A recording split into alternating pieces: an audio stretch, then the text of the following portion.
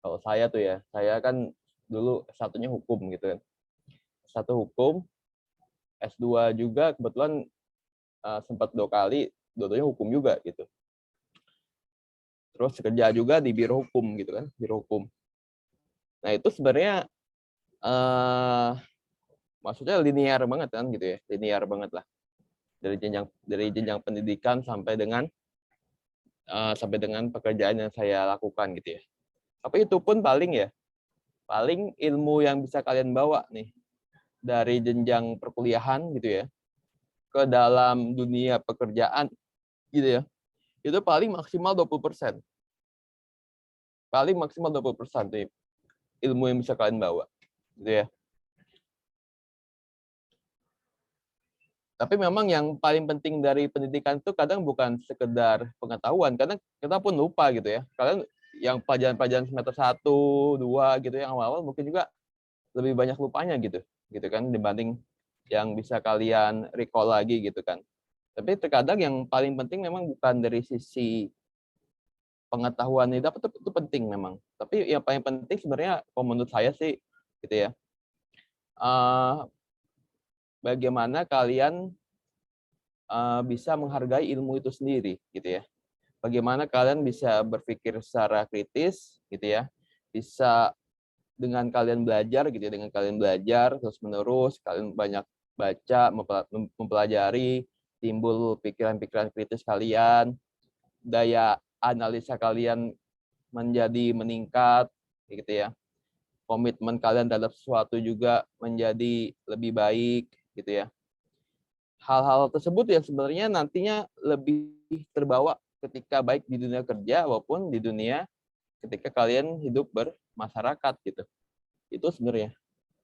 Kalau dari sisi pengetahuan sendiri paling ya, kok saya ya, maksudnya saya linear dari S1, S2, S2 juga gitu ya. Hukum, saya juga kerja kebetulan di biro hukum juga gitu ya. Itu paling 20% gitu ya. Paling 20%. Padahal udah sangat linear sekali. Gitu. Memang tapi yang saya rasakan bukan dari sisi ini, tapi dulu komitmen saya ketika dulu saya belajar kayak gimana, itu sebenarnya kegigihan kita ketika kita nggak paham, tapi kita tetap baca, cari tahu, belajar gitu ya, baca-baca lagi sampai kita bisa paham. Itu sih sebenarnya yang akan terus ke bawah gitu. Itu ya sebenarnya yang salah satu kunci pendidikan itu di situ sebenarnya. Jadi ya kalau nilainya agak kurang, ya jangan jangan ini jangan terus mengabaikan, terus tetap tetap tetap berusaha itu sih yang paling penting gitu ya. Oke ya, ini apa yang akan kita pelajari setelah UTS setelah UTS pertemuan saat ini mengenai, jadi kalau bisa dibagi dua gitu ya. Ya pelajaran pertama, pelajaran sebelum UTS itu mengenai perusahaan dalam kondisi diam gitu ya. Jadi bentuk organisasi, kita udah baca juga bedanya perusahaan yang berbadan hukum dan non badan hukum itu apa sih gitu kan. Keuntungannya perusahaan tidak berbadan hukum itu apa sih gitu kan.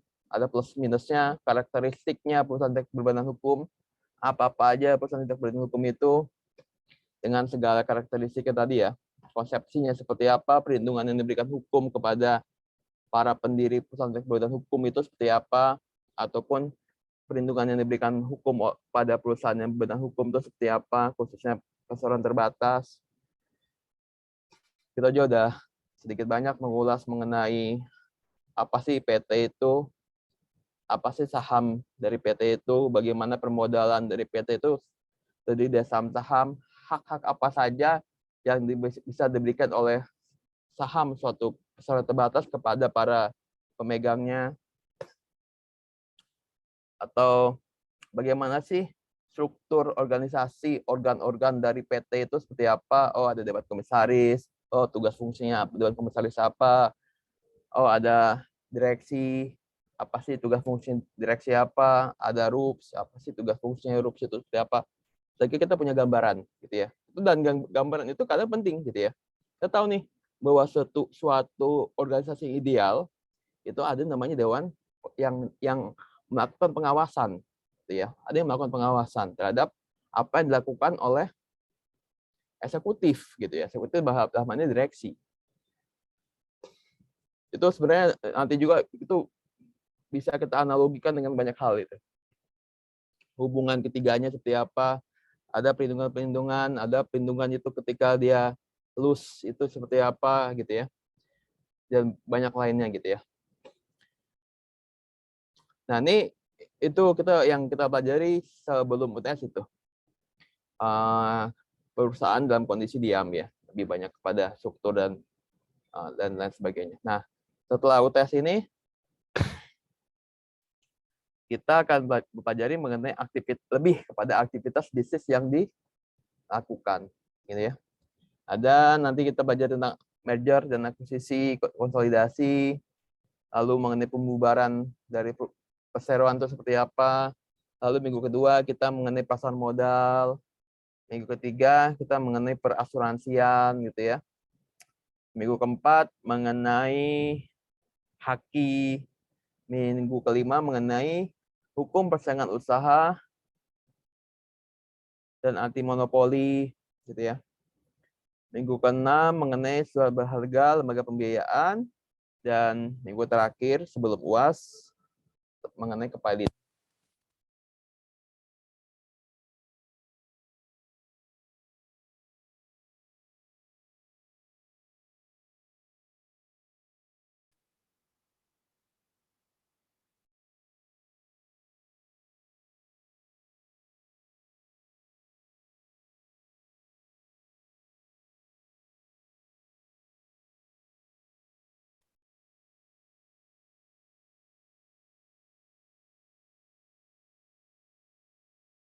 Mohon maaf Pak, suara Bapak nggak kedengaran.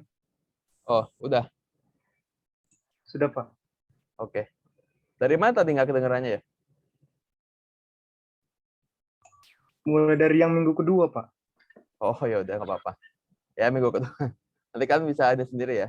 Minggu kedua haki, minggu ketiga sadar sehat, nanti kan bisa baca sendiri aja gitu ya. Jadi sedikit ketarik ini soal kabelnya. Nanti kita ininya strukturnya gitu ya, 2 kali kuis gitu ya, 2 kali kuis. Kalau nggak minggu ketiga, minggu keempat, kuis pertama, dan kuis terakhir nanti kalau nggak minggu keenam, minggu ketujuh, atau minggu terakhir gitu ya. Lalu 1 kali submit paper sebelum UAS, sama seperti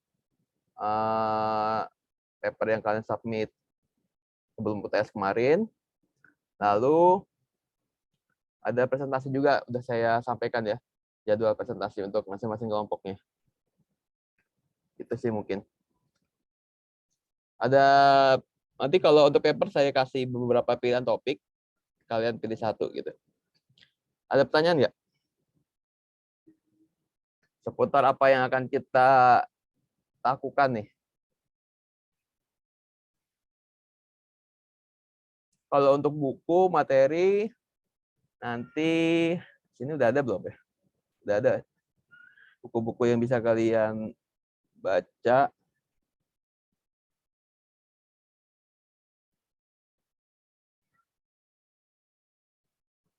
Kalau nggak ada, nanti saya submit beberapa paper ya di Google Classroom. Bisa kalian baca terlebih dahulu sebelum perkuliahan, ataupun buat menguatkan pemahaman bisa dibaca setelah perkuliahan juga. Oke, mungkin itu ya. Jadi kita minggu ini gitu ya, pertemuan kali ini mengenai major, akuisisi, konsolidasi, dan pembubaran mengenai perseroan.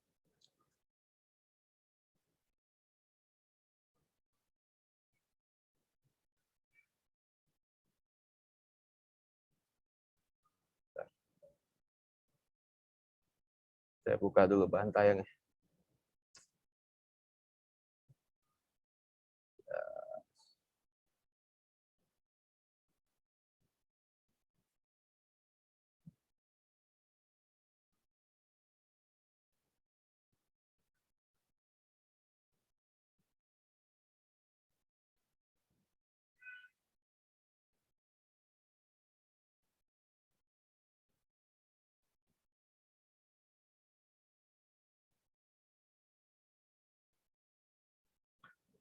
Sebelum kita masuk, kira-kira ini udah sedikit tahu ya, pasti udah pernah dipelajari di perkuliahan yang lain gitu ya, mengenai major konsolidasi akuisisi. Sebenarnya kalau di undang-undang PT tuh kita nggak mengenal kata-kata major konsolidasi akuisisi tuh, nggak ada tuh. Kalian cari kata-kata di undang-undang PT nggak akan kalian temukan. Yang ada itu mengenai penggabungan, peleburan, dan pengambil alihan. Itu sebenarnya yang ada di undang-undang PT. Tapi kalau di undang-undang perbankan memang ada tuh muncul kata-katanya major konsolidasi akuisisi. Tapi di undang-undang PT sebenarnya nggak muncul ya. Sebelumnya kira-kira untuk apa sih tujuannya gitu kan? Ini salah satu aktivitas bisnis yang cukup umum, cukup sering dilakukan oleh berbagai macam perseroan. Kira-kira ngapain sih ketika suatu atau beberapa perusahaan itu melakukan yang namanya merger, konsolidasi, atau akuisisi? Ini kenapa gitu ya? Kenapa mereka ingin menggabungkan, ingin meleburkan, atau ingin mengambil alih perusahaan lain? Seperti itu. Tanggapan nggak?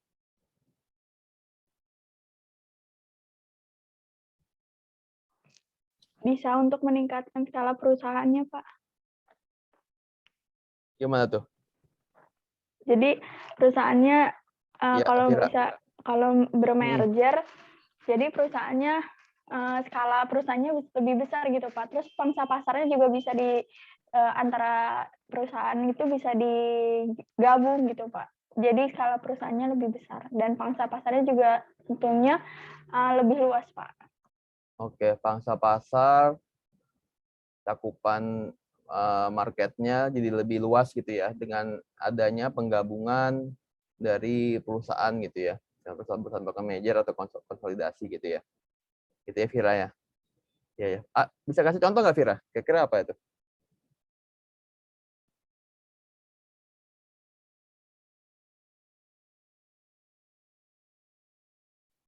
Masih mute Vira?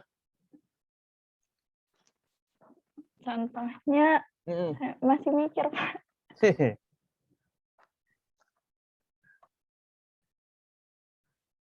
Apa yang lain kira-kira ada yang mau menambahkan? Mungkin Pak, contohnya itu konsolidasi BSI Pak. Apa? Konsolidasi BSI. Oke. Gimana? Dari Syariah sama Mandiri Syariah. Kalau nggak salah tujuannya apa sih, menjadikan Indonesia itu menjadi negara syariah, mungkin bank syariah utama gitu pokoknya Pak. Kalau nggak salah kayak gitu tujuannya. Jadi kan pangsa pasarnya kan lebih luas kan, jadi kan semua bank-bank syariah itu udah jadi satu gitu ya, itu di BSI Pak.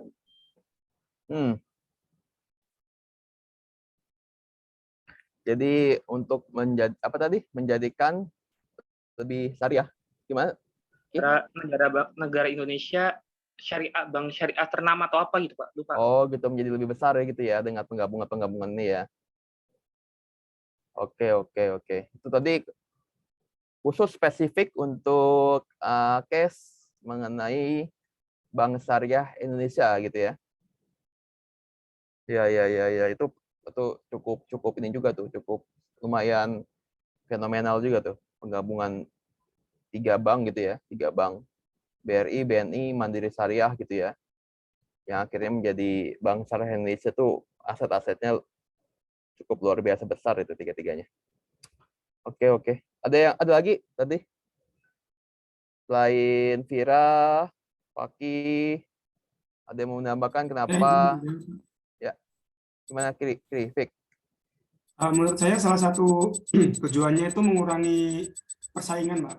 Mengurangi persaingan antara industri. Contohnya seperti Grab sama Uber, Pak. Itu kan Grab mengakuisisi Uber. Akhirnya Uber menjadi salah satu bagian dari Grab. Itu otomatis persaingan antara ojek online yang sebelumnya ada Gojek, ada Uber, ada Grab yang terbesar. Nah, itu berkurang, Pak. Jadi cuma Gojek sama Grab aja kayak gitu. Sehingga persaingannya jadi lebih tidak terlalu banyak gitu Pak, sehingga bisa lebih memaksimalkan lagi dari masing-masing industri tersebut, dari masing-masing perusahaan tersebut. Terima kasih Pak.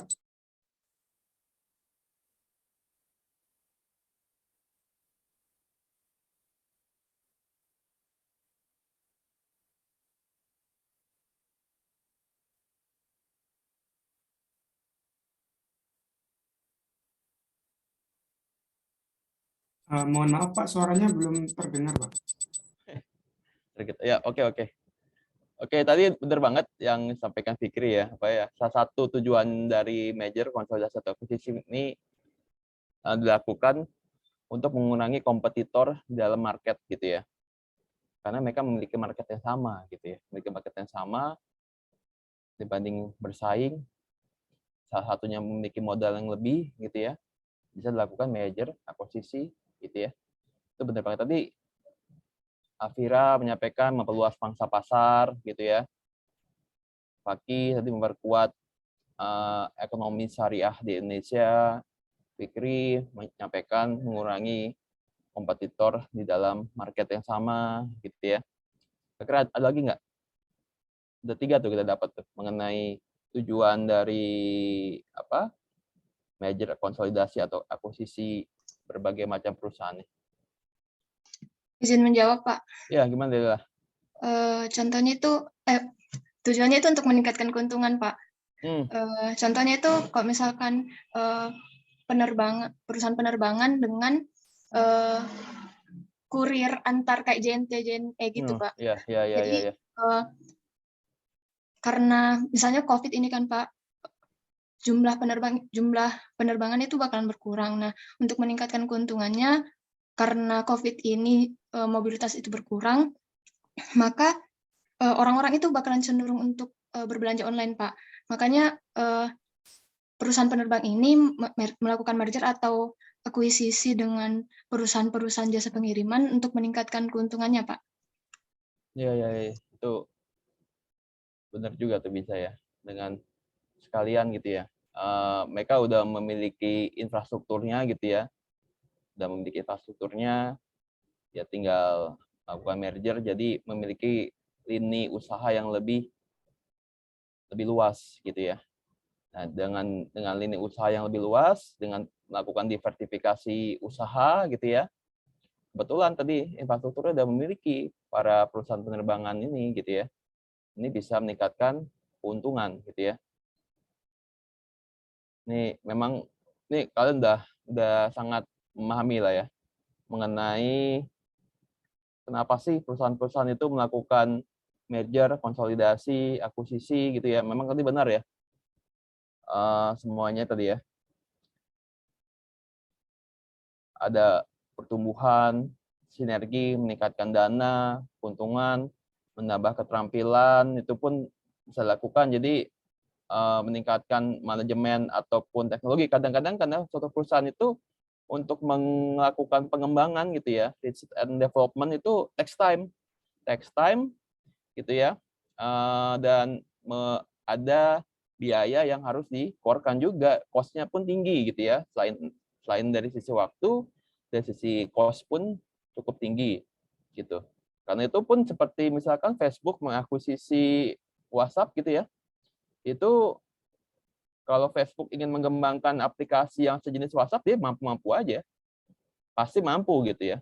Cuma dia pasti butuh waktu, butuh ada dana, dan WhatsApp dia melihat nih, dia udah memiliki konsumernya sendiri gitu ya, udah memiliki brand image-nya sendiri gitu ya, sehingga ketika dia melahirkan suatu aplikasi yang sejenis, ini belum tentu akan bisa menandingi apa yang telah dilakukan WhatsApp gitu ya. Jadi lebih baik ketika saya memiliki kapital, ya kenapa nggak diakuisisi saja gitu kan?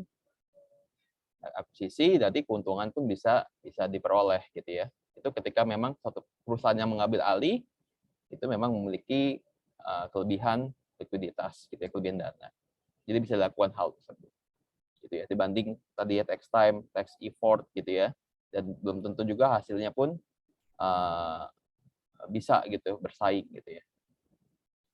Terus ada memperoleh perizinan juga nih gitu, salah satu kenapa perusahaan-perusahaan ini melakukan aktivitas seperti itu ya.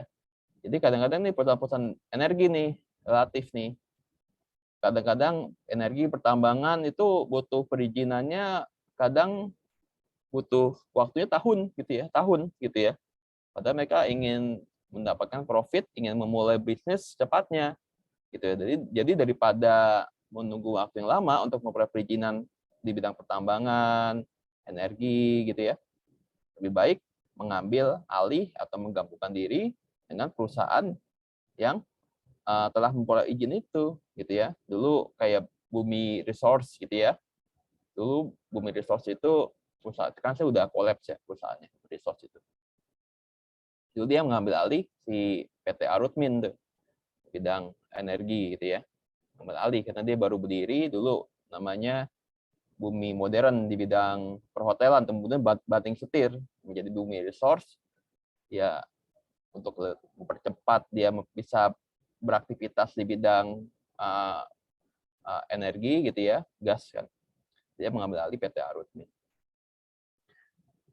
Lalu meningkatkan likuiditas gitu ya. Ini tadi likuiditas ya bisa juga kita asumsikan ini banyak terjadi di perbankan sebenarnya. Perbankan gitu ya. Memang perbankan itu likuiditas itu menjadi sesuatu yang amat sangat sentral gitu ya. Dan ini bahkan didorong para bank itu terutama di kondisi-kondisi seperti kemarin pandemi gitu ya, untuk melakukan merger gitu dengan bank-bank lainnya gitu untuk meningkatkan permodalan, meningkatkan likuiditas gitu ya, karena mereka sangat sensitif mengenai likuiditas gitu ya. Dan ini efeknya kan bisa berantai ke perbankan gitu. Jadi memang penting adanya penggabungan, sinergi, udah banyak terjadi ya.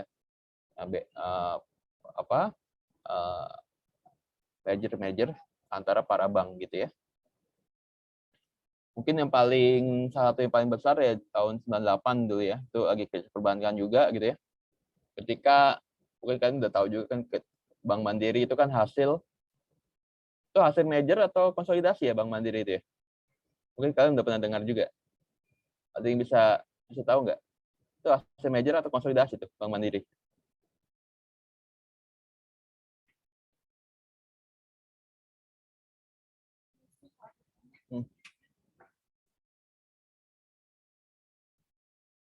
Ada yang tahu nggak?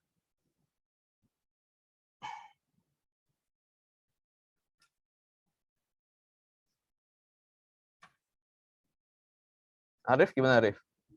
Pernah dengar nggak? Oh, belum pernah sih Pak, belum pernah nyari sih Pak. Oh, oke, nanti kita bahas nanti aja itu ya, mengenai apakah itu merger atau itu konsolidasi gitu ya. Nah, kita tadi udah tahu lah ya ininya apa, mengenai kenapa sih latar belakang gitu ya, background rasional di balik para pemilik gitu ya, di balik para pemilik perusahaan tuh kenapa mereka melakukan merger, konsolidasi ataupun akuisisi gitu ya, dengan berbagai macam rasional di baliknya gitu ya. Ada untuk mendapatkan keuntungan, memperluas pangsa pasar, mengurangi kompetitor gitu ya, dan lain sebagainya gitu ya. Nah, ini merger gitu ya, by definition dalam Undang-Undang PT pasal 1 ayat 9 didefinisikan gitu ya. Jadi emang kata-kata merger nggak ada tadi ya, disebutkan penggabungan. Merger itu ada perbuatan hukum yang dilakukan oleh satu perseroan atau lebih gitu ya, untuk menggabungkan diri dengan perseroan lain yang telah ada yang mengakibatkan aktiva dan pasiva dari perseroan yang menggabungkan diri beralih karena hukum kepada perseroan yang menerima penggabungan, dan selanjutnya status badan hukum perseroan yang menggabungkan diri. Jadi yang menggabungkan diri, dia ada dua ya, yang menggabungkan diri dan yang menerima penggabungan. Status badan hukum perseroan yang menggabungkan diri berakhir karena hukum, gitu ya. Nanti kita lihat lebih detail lagi mengenai merger. Nah, kalau konsolidasi gitu ya, disebut juga peleburan gitu ya, peleburan. Jadi tadi merger itu penggabungan. Oh, ini peleburan gitu ya, menggabungkan dan melebur gitu ya, menggabungkan dan melebur. Peleburan ada perbuatan hukum yang dilakukan oleh dua perseroan atau lebih untuk meleburkan diri dengan cara mendirikan gitu ya, dengan cara mendirikan satu perseroan baru yang karena hukum memperoleh aktiva dan pasiva dari perseroan gitu ya, dari perseroan yang meleburkan diri. dan status badan hukum perseroan yang meleburkan diri berakhir karena hukum. Jadi ada perseroan dia meleburkan diri, hasil peleburannya membentuk suatu perseroan baru. Dan yang tadi meleburkan diri berakhir karena hukum. Itu ya. Ini dasar hukumnya ada berbagai macamnya, banyak sih. Ada kalau perusahaan terbuka juga harus ya ada berbagai macam per OJK ya yang harus dipenuhi persyaratan-persyaratannya.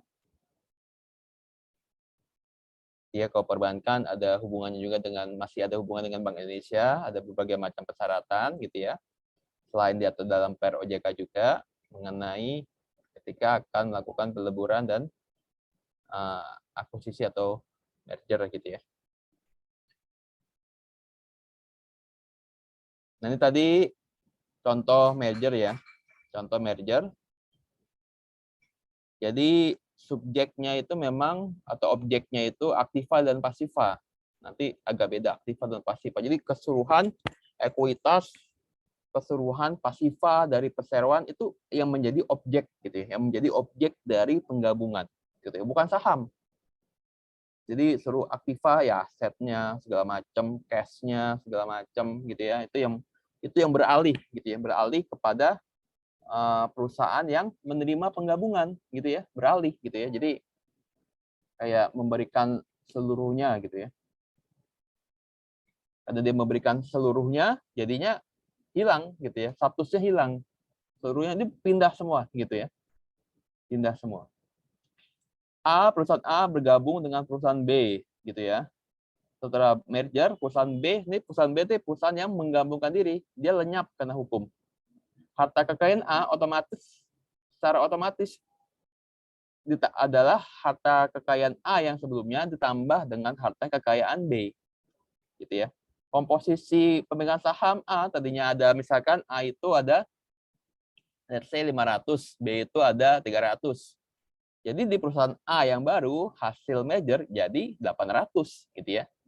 Begitupun dengan pegawainya, begitupun dengan kantornya. Misalkan kantornya ada di SCBD, Sudirman. Satu lagi ada di Cempaka Putih, Jakarta Pusat, gitu ya. Perusahaan A ini jadinya memiliki 2 kantor, gitu ya. Baik di SCBD, kantornya dari dulu lama, ataupun misalkan di Cempaka Putih, gitu ya. Jakarta Pusat, kantornya si perusahaan B. Kantornya pun jadi bertambah. Karyawannya pun menjadi bertambah juga, gitu ya. Kecuali yang mengundurkan diri ya. Direksinya pun menjadi direksi gabungan. Ini paling pusing emang mikirin mengenai manajemen sih. Kalau merger itu. Mengenai komposisi manajemen itu biasanya yang paling lama ini pembahasannya. Nah, ini salah satu contohnya dan banyak contoh lainnya gitu ya.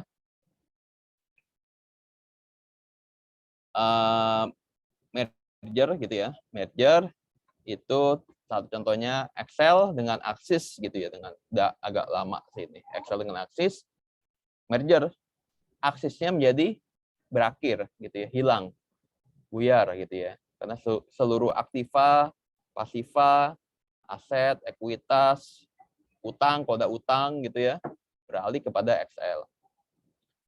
Konsolidasi tadi ya, beberapa perusahaan bergabung membentuk suatu entitas baru. Contohnya CIMB Bank gitu ya, CIMB Bank dengan Bank Niaga dengan meleburkan diri gitu ya menjadi CIMB Niaga. Mirip logonya dengan CIMB Bank tapi perusahaan baru sebenarnya. CIMB Niaga, perusahaan baru. Gitu ya, bukan CIMB Bank tapi perusahaan baru dia. Walaupun logonya ya masih masih mirip. Mungkin ini karena ekuitas gitu ya, aktiva dari CIMB Bank ini lebih besar gitu ya. Lebih besar dibandingkan dengan aktiva dari Bank Niaga.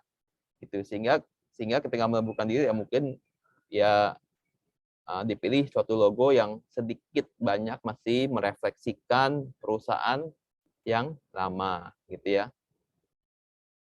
Ini masalah ini juga sih, masalah strategi bisnis juga.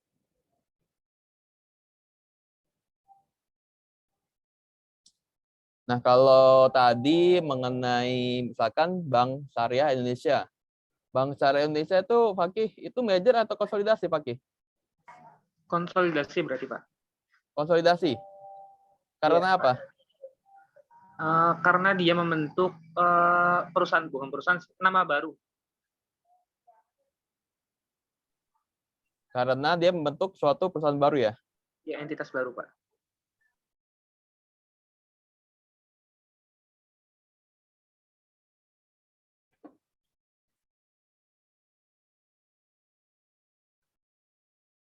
Sebenarnya itu ini sih, mungkin nggak banyak yang tahu ya.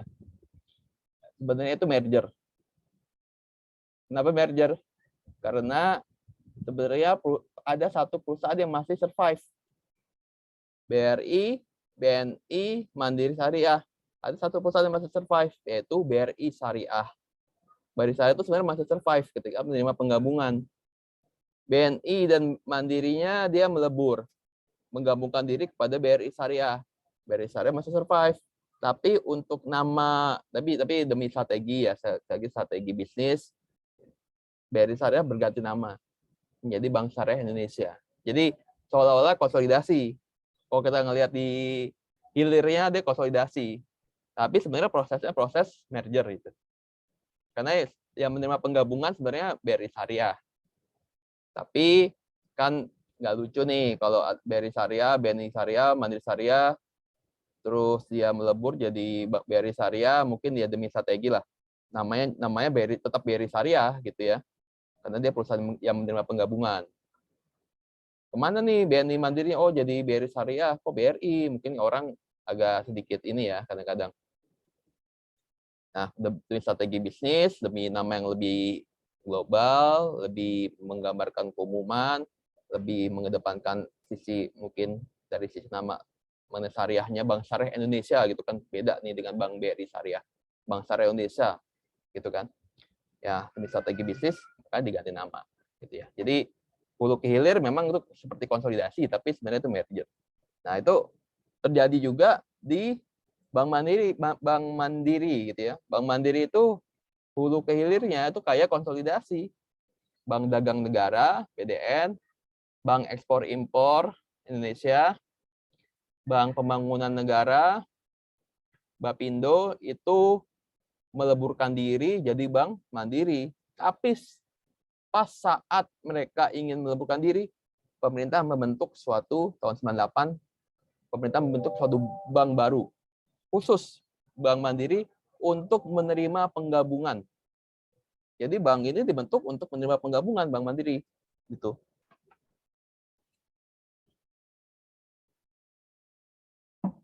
Jadi semua aktiva pasifa dari keempat bank itu bergabung kepada Bank Mandiri gitu ya, sebagai bank yang menerima penggabungan. Nah, akhirnya jadi Bank Mandiri yang kita tahu sekarang. Itu sebenarnya merger, tapi seolah-olah konsolidasi karena Bank Mandiri itu terbentuk atas hasil peleburan keempat bank dan tercipta suatu bank baru. Sebenarnya dia udah berdiri duluan sebelum proses merger itu selesai, emang sengaja dibentuk untuk menerima penggabungan. Jadi gitu sih. Kadang-kadang memang agak sedikit tersamar ya. Kalau Gojek Tokopedia tuh apa tuh? Kira-kira apa? Barangnya apa tuh? Gojek Tokopedia. Izin Pak. Yuk. Kalau menurut saya sepertinya bukan merger Pak. Dia masuk ke konsolidasi. Soalnya kan tadi dibilang kalau merger itu salah satu perusahaannya lenyap gitu. Sementara kalau Goto itu kan dia dua-duanya masih survive Pak. Iya. Ada Gotonya ada gitu ya. Tapi Doti masih survive. saya juga baru ngeliat tuh. Loh, ini saya baru tahu nih kemarin nih. Loh, oh masih ada. Saya sorry agak jarang pakai juga gitu kan. Jadi baru tahu juga, oh Gojek Tokopedia ternyata masih ada. Jadi namanya apa ini ya? Bisa jadi joint venture sebenarnya sih. Tapi kalau diberitakan merger semuanya merger, tapi Gojek Tokopedia-nya kok masih ada. Tapi ada pesan baru.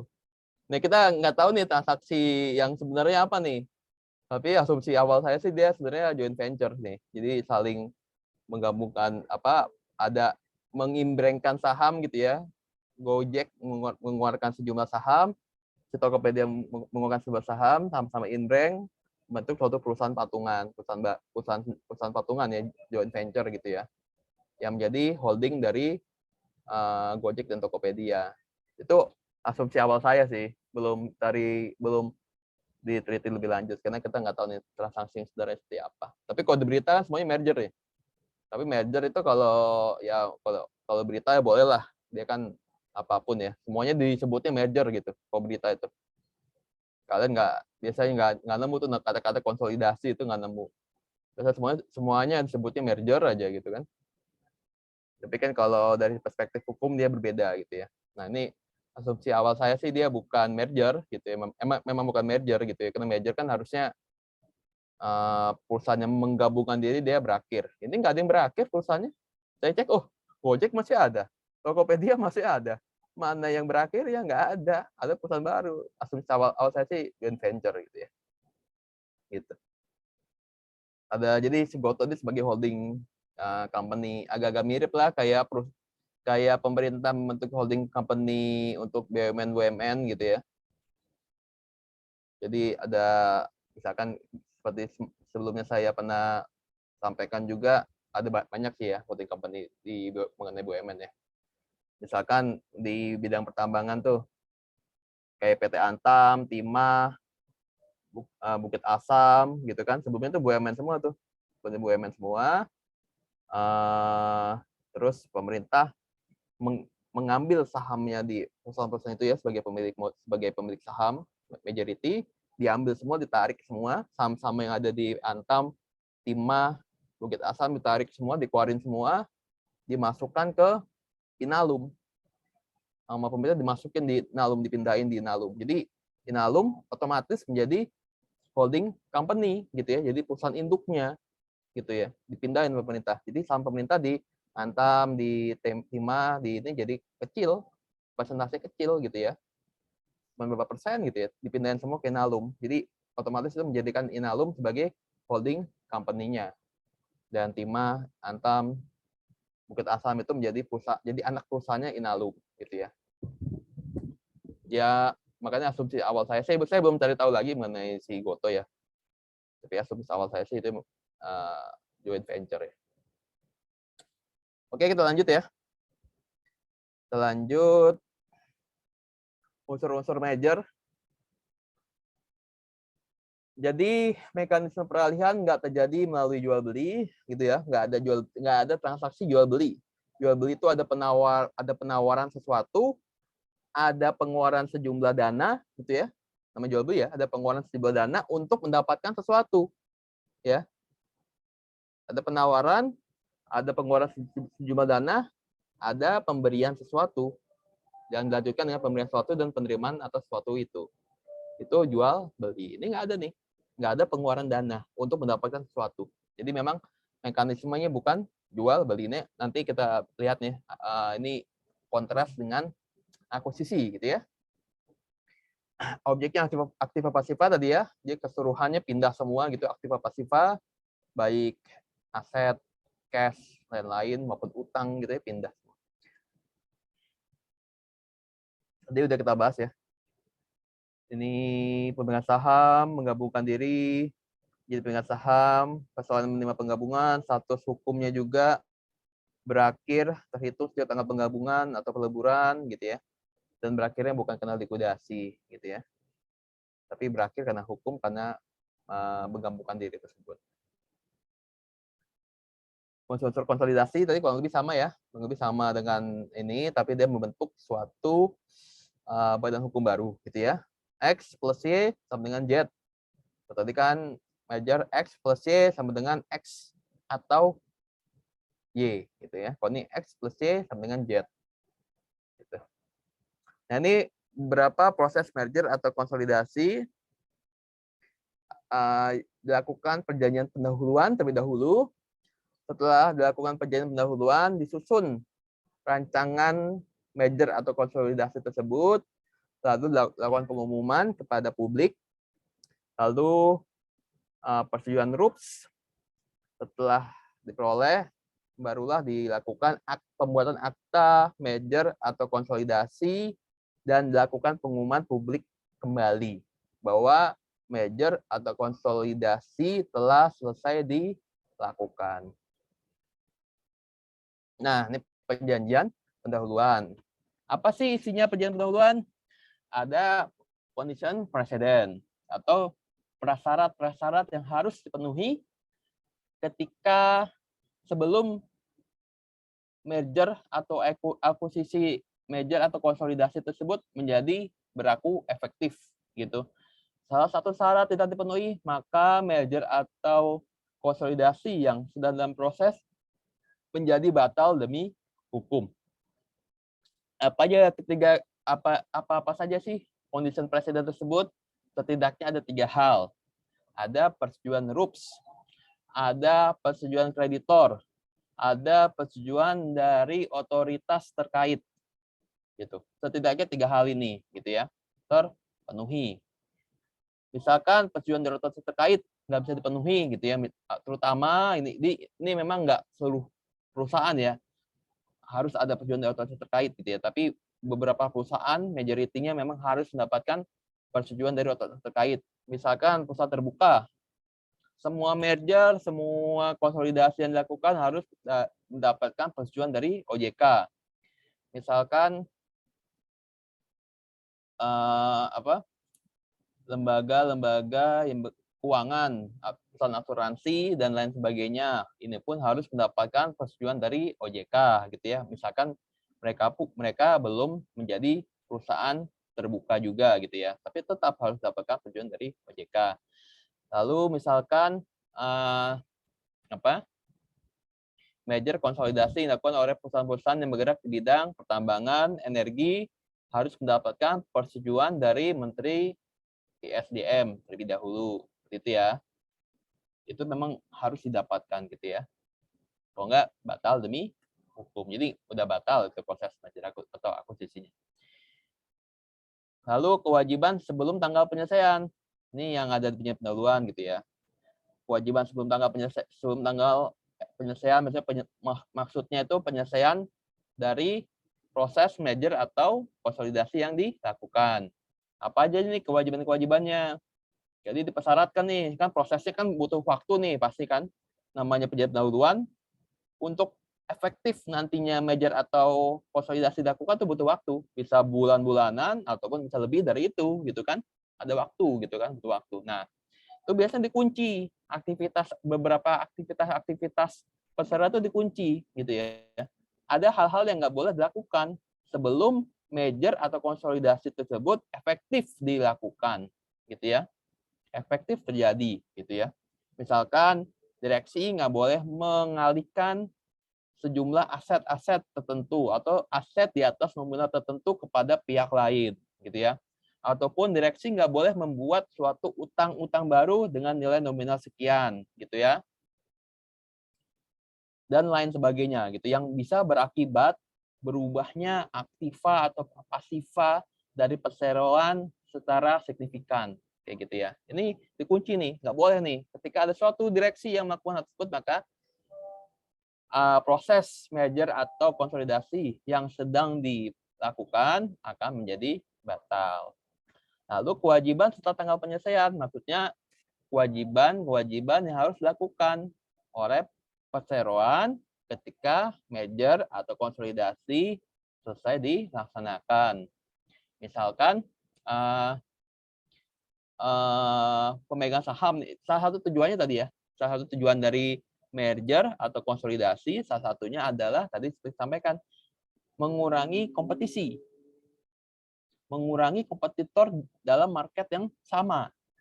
Nah, biasanya diperjanjikan nih, si pemegang saham, kalian pemegang saham ya, nggak boleh membuat ketika kita telah menyelesaikan merger atau konsolidasi, para pemegang saham nggak boleh membuat suatu perusahaan baru yang bergerak di bidang industri yang sama, gitu. Jadi udah diperjanjikan nih, jangan-jangan nanti udah baru selesai merger konsolidasi, emang tujuannya untuk mengurangi kompetitor, beberapa bulan kemudian pemegang sahamnya gitu ya, ya karena dia udah memiliki pengalaman, memiliki kapital, membuat suatu perusahaan baru gitu kan, ada pemegang saham yang seperti itu gitu ya. Nah ini nggak boleh gitu ya, di lock nggak boleh. nggak boleh dilakukan. Ataupun misalkan perjanjian bahwa setelah merger dilakukan, maka brand suatu produk akan tetap ditampilkan, gitu ya. Akan tetap ditampilkan. Ya, hal-hal seperti itu, gitu ya. Lalu kewajiban masa lampau, apa saja nih? Misalkan kewajiban perpajakan, masih ada yang masih belum dibayarkan kepada negara. Kewajiban uang, misalkan pesangon, THR kepada karyawan yang belum diselesaikan. Nah, hal-hal seperti ini seyogyanya seharusnya memang diselesaikan terlebih dahulu sebelum tanggal efektif merger atau konsolidasi dilaksanakan, gitu ya. Lalu mengenai karyawan kunci juga menjadi penting, gitu ya, karyawan-karyawan kunci.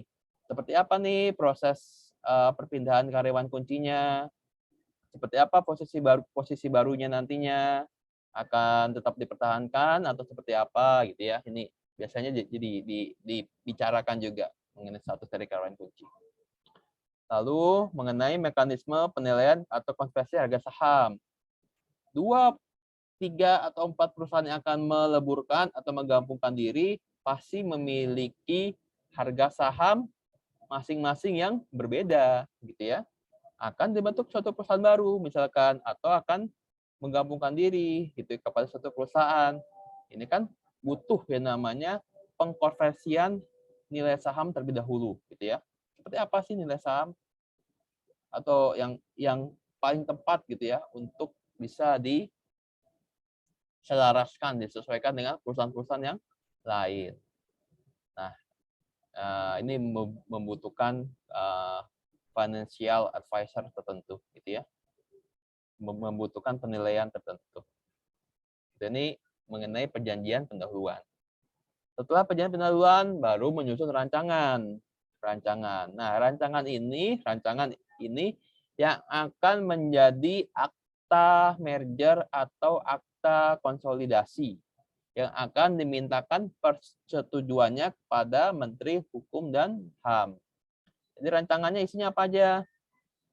Ada nama dan kedudukan dari perseroan yang akan merger, alasan, background-nya kenapa akan melakukan merger, tata cara penilaian dan konversi sahamnya, rancangan perubahan anggaran dasar, laporan keuangan, gitu-gitu ya.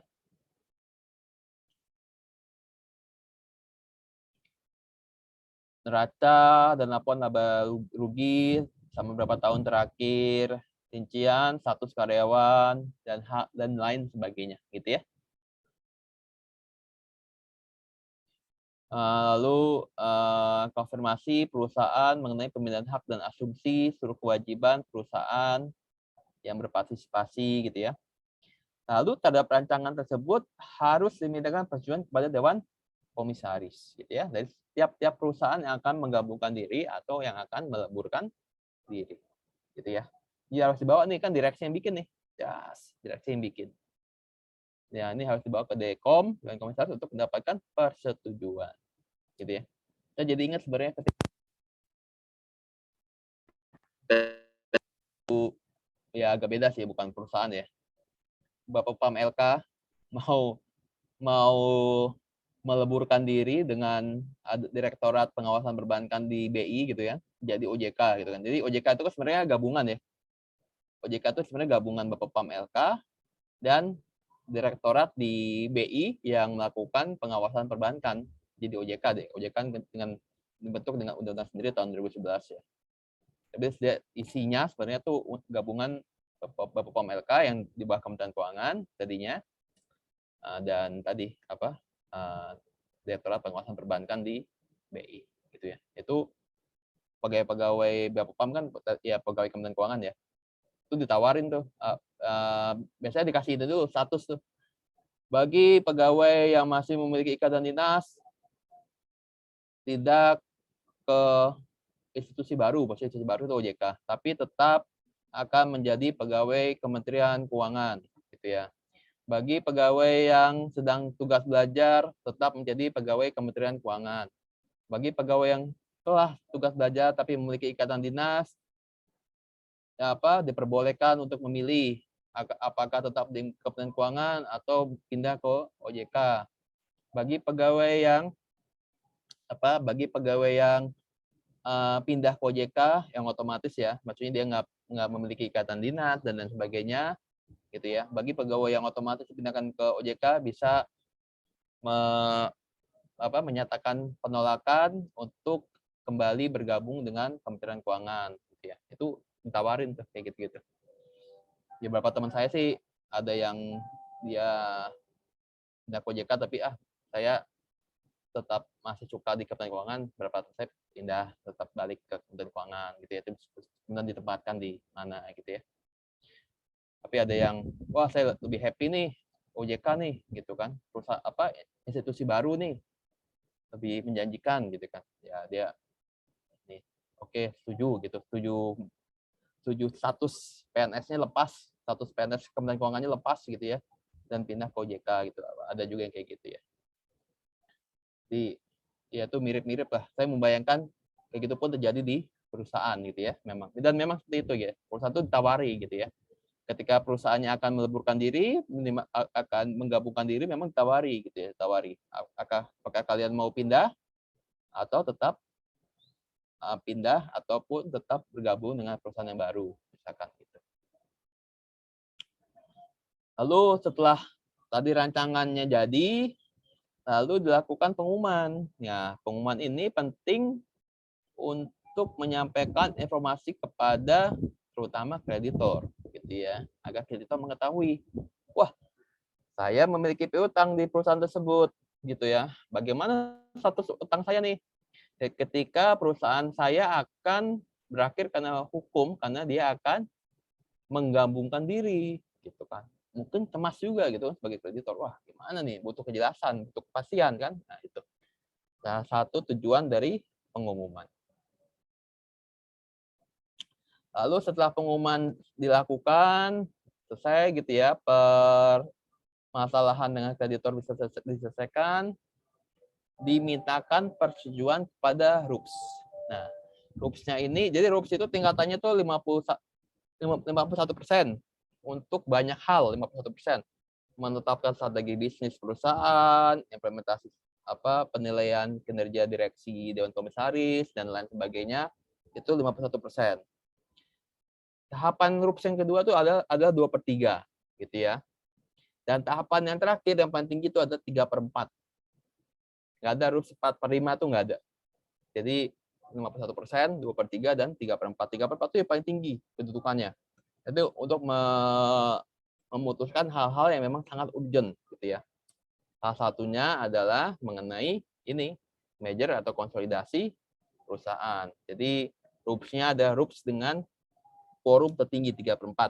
Dari 3/4 harus disetujui 3/4 lagi gitu ya. Misalkan 100 pemegang saham. Harus berarti quorumnya harus ada 75. Dari 75 itu harus disetujui 3/4 dari 75 itu gitu ya. Nah, kalau quorumnya nggak tercapai gimana? Ada RUPS kedua, 2/3. Misalkan dipanggil, ada pemanggilan RUPS, ternyata nggak bisa datang, nggak quorumnya nggak 3/4, dilakukan pemanggilan kedua. Tapi quorumnya diturunkan 2/3. Ini sesuai dengan mekanisme dalam undang-undang PT.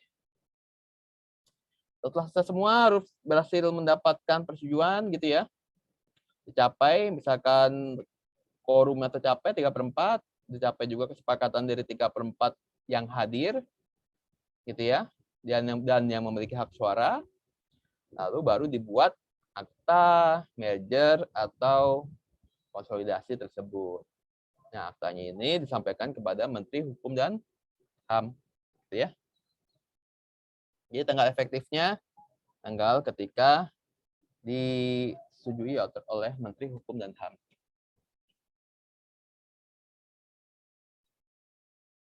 Lalu setelah selesai dari Menteri Hukum dan HAM, lalu diumumkan kembali, gitu ya, gitu ya. Mekanismenya dalam undang-undang PT paling lambat 30 hari sejak tanggal penggabungan atau peleburan.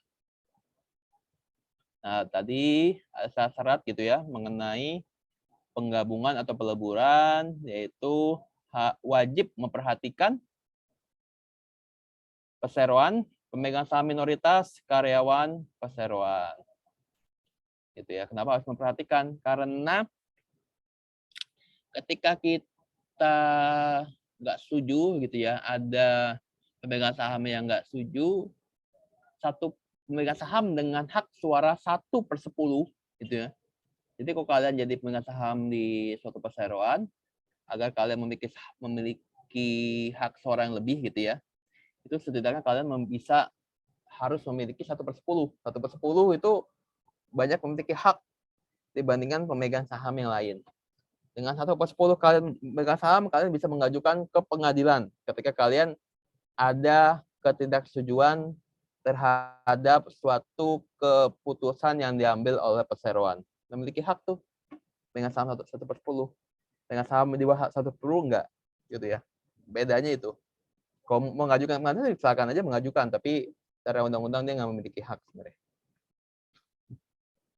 Ya, 1/10 bisa memiliki hak untuk mengajukan keberatan kepada pengadilan atas merger, likuidasi, merger atau konsolidasi yang dilakukan oleh perseroan. Nanti pengadilan yang mengecek apa sih alasan keberatannya.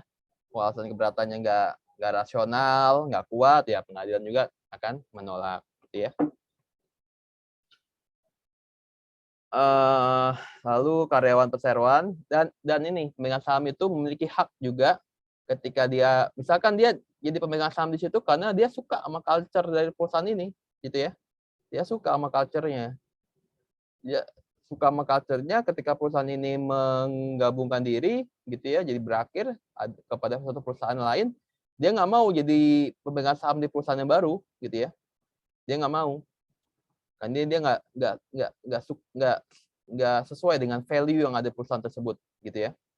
Maka itu dia memiliki hak agar sahamnya dibeli dengan harga yang wajar, gitu ya. Jadi perusahaan itu wajib membeli saham yang akan dilepaskan oleh pemegang saham yang nggak sepakat dengan merger atau konsolidasi dilakukan. Wajib dibeli, gitu ya, dengan nilai yang wajar.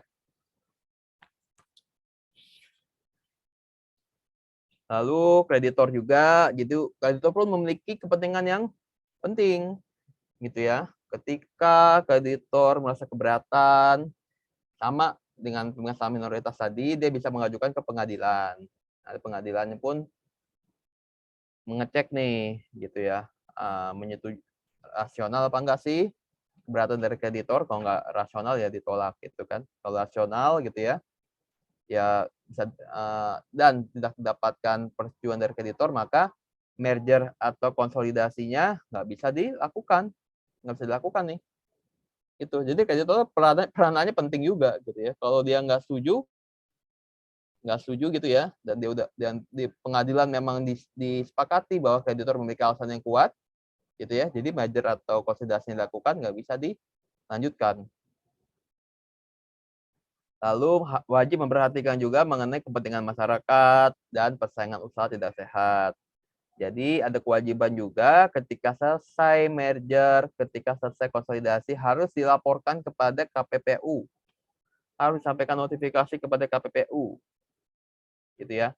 Kalau tadi KPPU mengecek apakah hasil merger, hasil konsolidasi atau akuisisi yang dilakukan mengakibatkan persaingan usaha tidak sehat, yang menyebabkan masyarakat menjadi dirugikan, gitu ya. Karena misalkan akan disinyalir bisa terjadi monopoli harga, misalkan seperti itu ya. Jadi kan masyarakat yang dirugikan. Nah, KPPU dengan kewenangannya bisa membatalkan merger, konsolidasi atau akuisisi yang telah selesai dilaksanakan. Itu powernya kuat juga tuh KPPU tuh. Nah, jadi biasanya perusahaan-perusahaan itu nggak ada mereka yang ketika perusahaan, apalagi perusahaan besar ya, apalagi merger atau konsolidasi atau akuisisinya tuh bergerak dalam pasar yang sama, industrinya sama, marketnya sama. Biasanya mereka akan melakukan pemberitahuan terlebih dahulu kepada KPPU sebelum proses merger, konsolidasi, akuisisinya selesai dilakukan. Jadi baru tahap awal mereka udah menyampaikan nih kepada KPPU. Nih, kita akan melakukan merger, konsolidasi, atau saya akan melakukan akuisisi kepada perusahaan. tolong dilakukan pemeriksaan apakah penggabungan perusahaan yang saya lakukan akan berakibat kepada persaingan usaha tidak sehat gitu. Bisa minta gitu.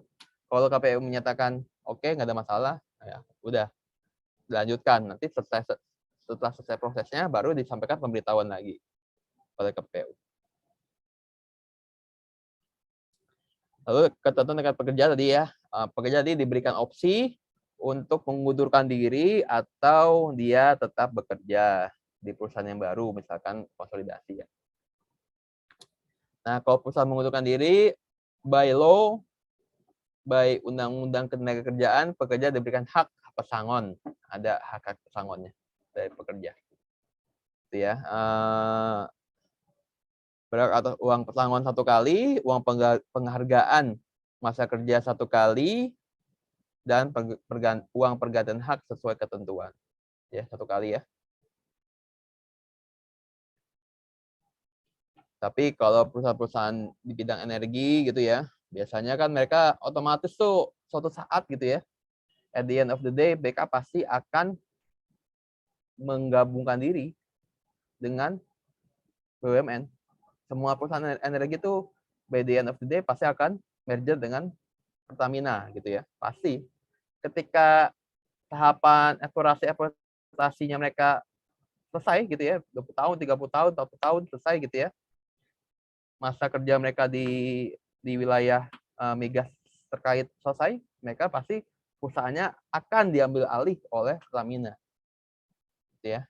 Akan menggabungkan diri dengan Pertamina. Ya itu biasanya pesangonnya ya nggak sesuai dengan undang-undang ketenagakerjaan, tapi bisa berbelas-belas kali lipat, puluhan kali lipat dari apa yang digariskan dari undang-undang ketenagakerjaan. Jadi beda industri, beda ketentuan, gitu ya. Beda industri, beda ketentuan.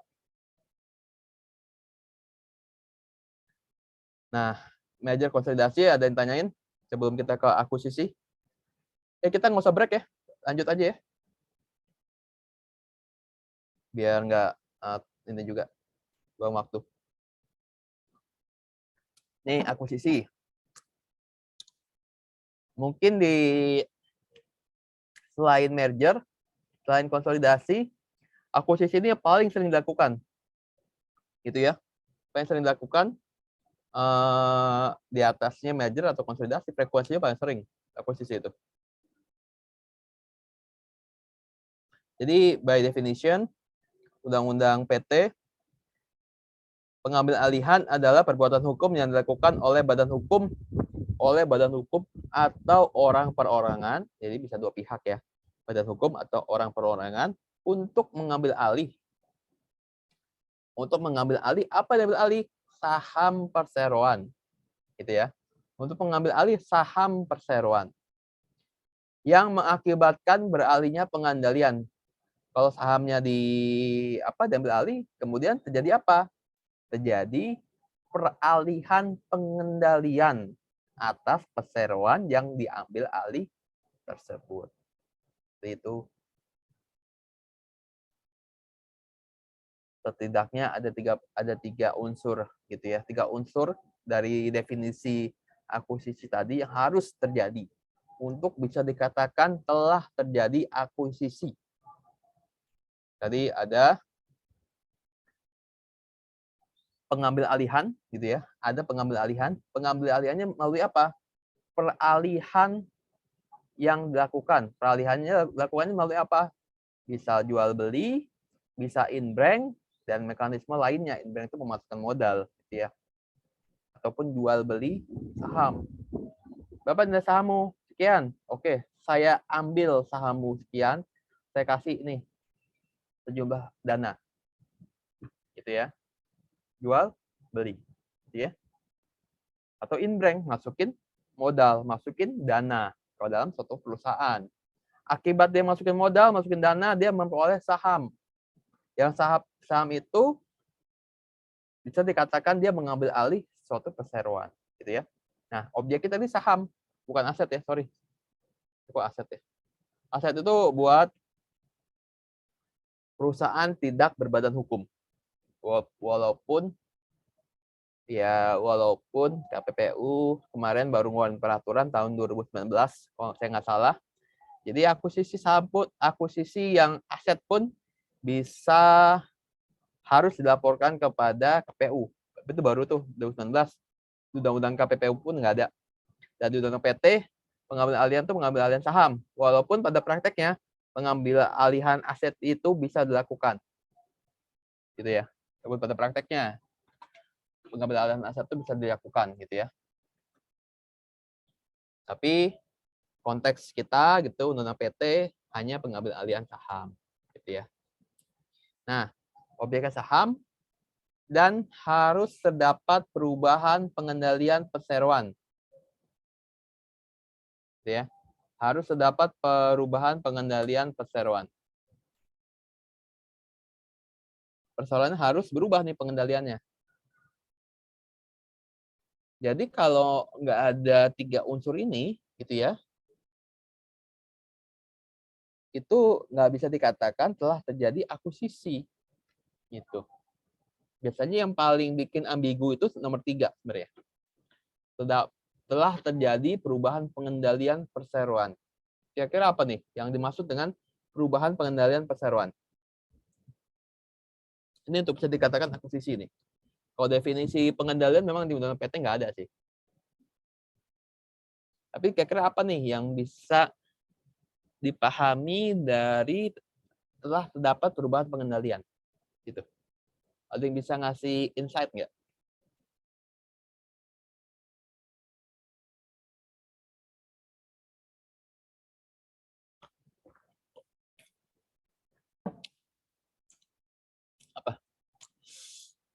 Apa? Saya izin mencoba, Pak.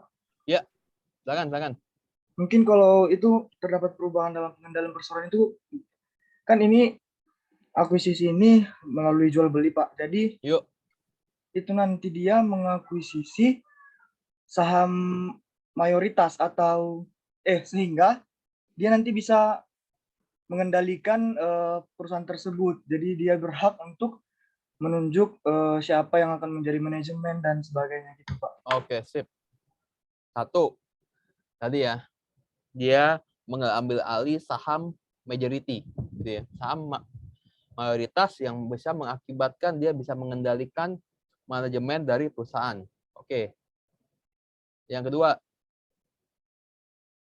ada lagi.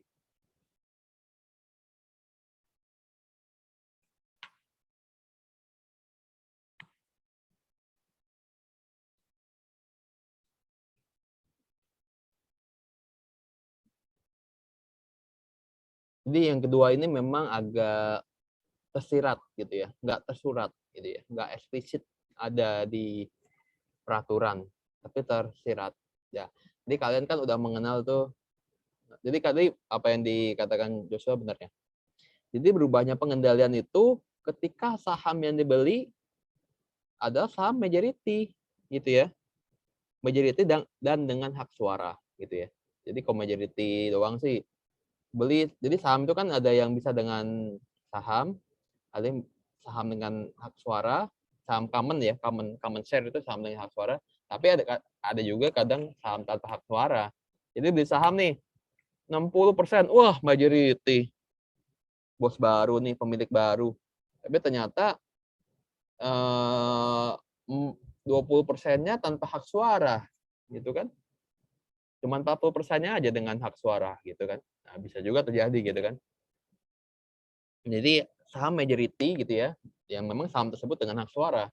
Cukup, jadi yang bisa dikatakan seseorang mengendalikan perusahaan itu ketika dia memiliki voting shares majority. Voting shares majority. Voting shares majority itu berapa? Ya kan 100% maksimal. Kalau majority ya 51% tentu saja. Nah, itu 51% gitu ya. Ketika dia memiliki saham 51% itu dikatakan dia telah mengendalikan perseroan karena banyak keputusan dalam perseroan yang votingnya itu dilakukan dengan cukup dengan majority atau 51% gitu ya. Walaupun beberapa hal memang harus diputuskan lebih dari 51% ya, tapi secara keseluruhan itu banyak keputusan dalam perseroan yang diambil cukup dengan majority share atau 51% saham dengan hak suara tersebut. Gitu ya. Nah, itu pun beda. Di perbankan itu, karena perbankan itu permodalannya luar biasa besar, gitu ya, luar biasa besar, dan pemilik sahamnya rata-rata memang banyak, gitu ya. Nah, itu biasanya 25% gitu ya, itu dikatakan telah dilakukan akuisisi karena telah terjadi perubahan pengendalian perbankan, gitu ya, khusus ya perbankan dengan karakteristik khususnya perbankan 25% dia dibilang telah terjadi perubahan pengendalian karena dia memang biasanya banyak sekali ininya dengan sahamnya dan dananya kan luar biasa besar ya. Nah, kadang pun nggak cukup dengan majority share karena kita kenal nih ada namanya shares dengan klasifikasi khusus. Satu lembar saham gitu ya.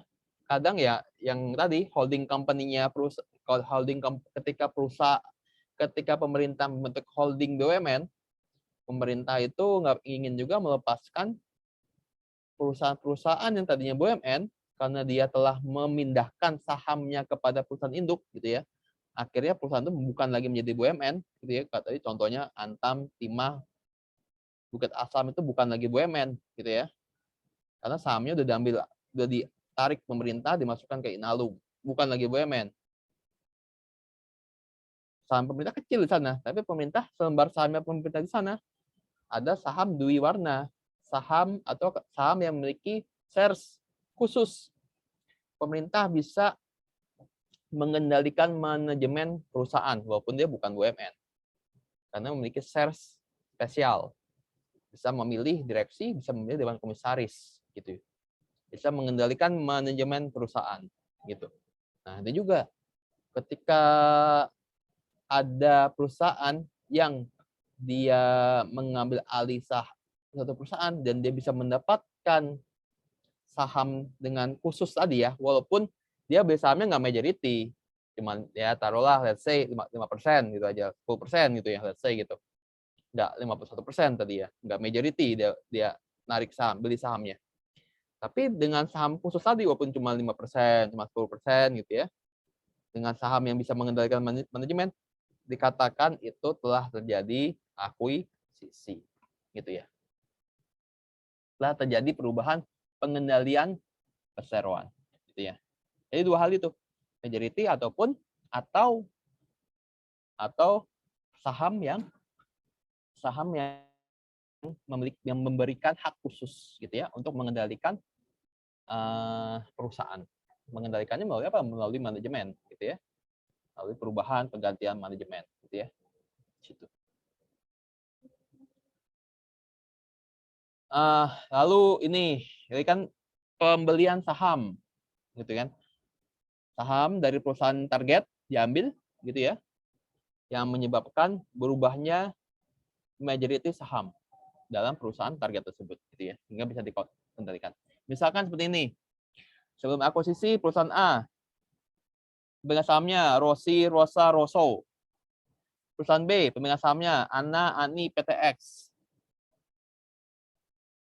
Misalkan perusahaan A mengakuisisi, mengambil alih perusahaan B. Misalkan akhirnya setelah akuisisi berubah status seperti ini, perusahaan B. Pertanyaannya, pemegang saham di perusahaan A jadi siapa aja? Dan di perusahaan B jadi siapa aja? Dengan kondisi kayak gini nih, dengan kondisi jadi perusahaan A menjadi bisa mengendalikan perusahaan B. Gitu ya. Perusahaan A bisa mengendalikan perusahaan B. Kira-kira komposisi sahamnya dengan pemegang sahamnya cuma dikit gini ya. Kira-kira seperti apa? Kira-kira. Mungkin yang gampangnya pemegang saham perusahaan A jadi seperti apa?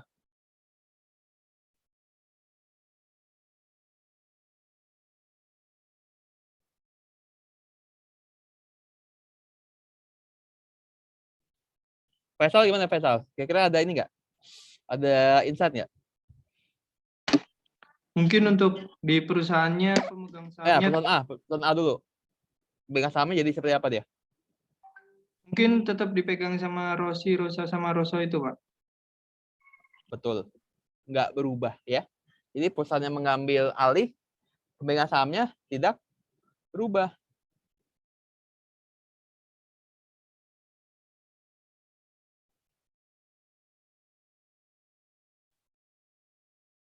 Tetap si Rossi, Rosso. Nah, kalau perusahaan B, jadi seperti apa dia?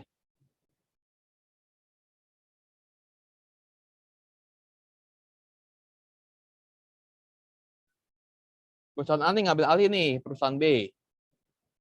Sehingga perusahaan B menjadi di bawah kontrol perusahaan A. Seperti apakah pemegang saham dalam perusahaan B ini ketika konsepsinya seperti itu?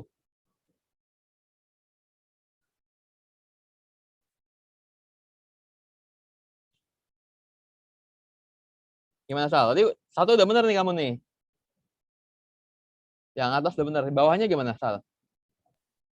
Mungkin pemegang sahamnya ketambah yang perusahaan A itu, Pak.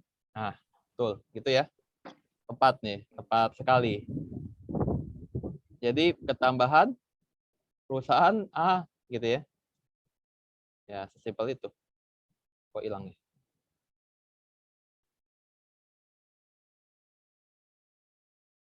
Jadi ketambahan perusahaan A gitu ya. Itu menjadikan perusahaan B menjadi anak perusahaan dari perusahaan A. Gitu ya. Beda halnya misalkan yang mengambil alih itu adalah pemegang saham dari perusahaan A. Misalkan si Rosso ngambil alih. Gitu.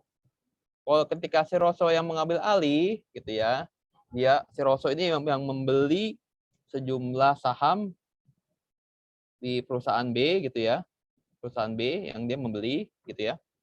Ya misalkan kalau dia beli dari Ana gitu ya, dan hanya menyisakan Ana misalkan punya 55%, dia beli 51%-nya, 3% tetap dipegang Ana gitu ya.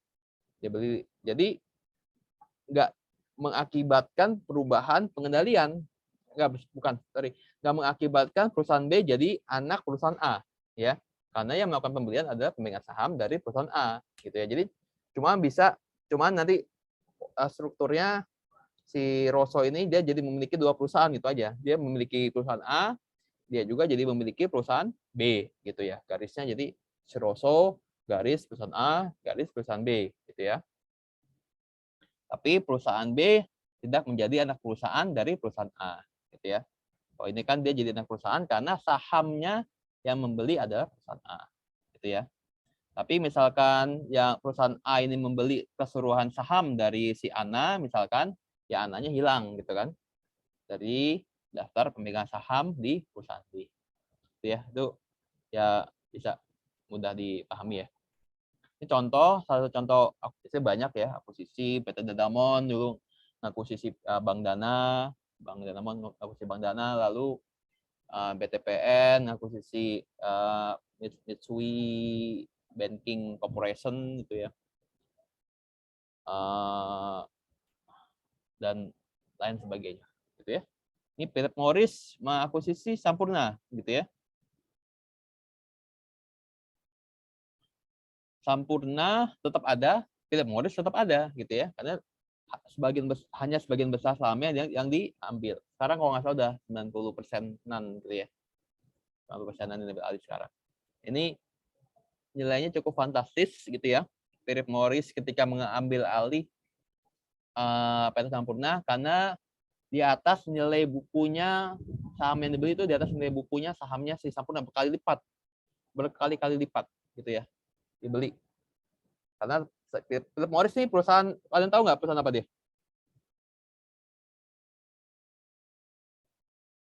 Perusahaan bergerak di bidang apa nih? Kalian pasti tahu produknya, mungkin nggak tahu ininya, nama perusahaannya, tapi kira-kira apa nih Philip Morris? Marlboro ya, Marlboro. Cowboy. Dulu kan iklannya banyak cowboy, Marlboro. Philip Morris Marlboro gitu ya. Jadi dia dibanding saya susah ini, Indonesia itu udah punya pangsa pasarnya, konsumernya udah, kalau masalah rokok dia udah punya pangsa ininya sendiri gitu ya, udah memiliki seleranya sendiri gitu ya. Jadi saya akan sangat sulit nih ketika Marlboro saya akan coba mendobrak atau mengalahkan kedikdayaan atau konsumen dari Sampurna gitu kan, apalagi di Samsu gitu kan, wah itu susah tuh, gitu kan. Jadi dibanding sesusah, ya udah ketika emang dia memiliki kapital yang besar, dia beli aja, gitu kan. Dia akuisisi aja sih Sampurna, gitu kan. Nah ini awalnya emang agak berat, nggak mau, tapi karena yang ditawarkan uang itu berkali-kali lipat, nilai satu lembar sahamnya itu berkali lipat dibanding nilai bukunya gitu ya. Itu ya akhirnya takluk juga kan, akhirnya udah deh dikasih gitu karena memang sangat tinggi gitu penawarannya. Ini contoh akuisisi yang berhasil juga karena setelah diakuisisi Philip Morris ternyata keuntungan Sampurna tetap meningkat gitu ya, terus malah semakin meningkat gitu ya keuntungannya. Nah, ini usul-usul akuisisi. Ini udah ya. Cara pengambilan alih saham dapat dilakukan dengan melalui direksi atau langsung dari pemegang saham. Jadi kalau dari direksi dia nyusun apa? Perjanjian pendahuluan terlebih dahulu gitu ya. Kalau dari pemegang saham nggak perlu. Pemegang saham ketemu pemegang saham. Bisa aja ya, pemegang saham ketemu pemegang saham. Lalu ya terjadi penawaran di sana, jadi negosiasi di sana gitu ya. Bicara mengenai masalah bisnis, jadi negosiasi di sana, karena disetujui sejumlah harga, ya dilanjutkan dengan transaksi gitu ya. Tapi proses-proses kayak jadi proses akuisisi itu sama dengan proses merger atau konsolidasi, sama prosesnya, gitu ya. Tapi kalau kalau untuk akuisisi yang dilakukan pemegang saham dengan pemegang saham, gitu ya, itu nggak perlu adanya perjanjian pendahuluan, gitu ya, nggak perlu, bisa langsung ini kok ikut sini ya.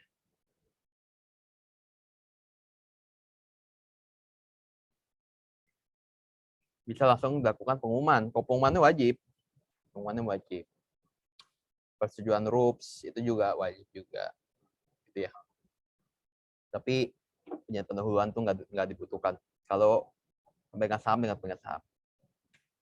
Nah, akuisisi ini tadi bisa dilakukan dengan cash, memberikan cash untuk kan transaksi jual beli, bisa memberikan cash gitu ya untuk membeli saham, tarik sahamnya dikasih cash, atau bisa dengan ditawarkan saham gitu ya.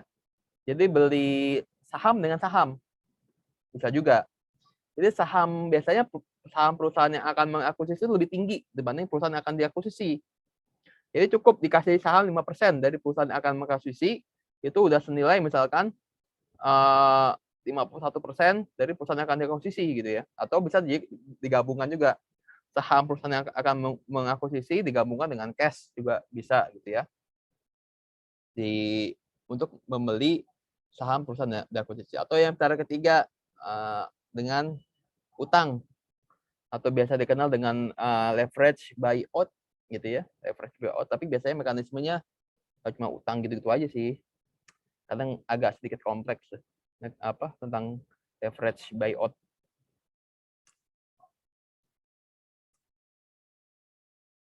Nah, ini perbedaan merger akuisisi. Kan udah ini ya, udah tahu ya. Jadi pemegang sahamnya beralih dari pemegang saham semula kepada yang mengambil alih gitu ya, itu kalau akuisisi gitu ya. Nah, jenis-jenis merger akuisisi ada horizontal merger. Ini bergerak di bidang industri yang sama, bergabung perbankan dengan perbankan, rokok dengan rokok gitu ya, sama industrinya. Tadi misalkan si Grab dengan Uber, sama industrinya. Horizontal merger gitu ya, ataupun vertical merger, hulu ke hilir gitu kan. Ini kayak misalkan contohnya Exxon Mobile gitu ya. Exxon Mobil itu perusahaan yang bergerak di bidang industri energi gitu ya, energi migas. Amerika punya. Exxon itu kuat di bidang distribusi dan pemasaran. Mobil itu kuat di bidang eksplorasi dan eksploitasi, gitu kan. Jadi setelah kalian melakukan eksplorasi, dapatkan sumber, terus eksplorasi itu kan, terus lakukan eksploitasi, dapatkan sumber-sumber kan harus dilakukan distribusi dan pemasaran. Nah, mereka nih memiliki kekuatan yang beda tadi. Exxon kuat tadi di bidang distribusi pemasaran, Mobile ini kuat di bidang eksplorasi dan eksploitasi. Akhirnya mereka merger. Jadi hulu ke hilirnya dikuasai, gitu ya.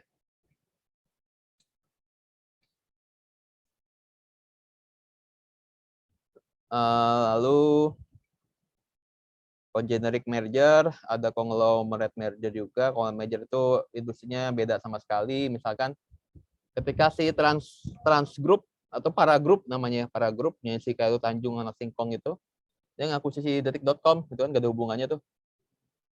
Dia perusahaan-perusahaannya banyak bergerak di media juga kan, Trans TV segala macam, ada perbankan juga, Bank Mega gitu ya, mengakuisisi detik.com buat apa gitu kan. Ya, nanti buat diversifikasi aja. Industrinya beda gitu ya. Dan banyak lainnya gitu ya. Oke, ada pertanyaan mengenai merger, konsolidasi, akuisisi? Kalau nggak ada, kita lanjut ke pembubaran PT. Bentar, saya belum ngisi ini, belum ngisi buat ininya, buat kebutuhan saya gitu ya, di portal PKN. Bentar, saya isi dulu ya, bentar ya.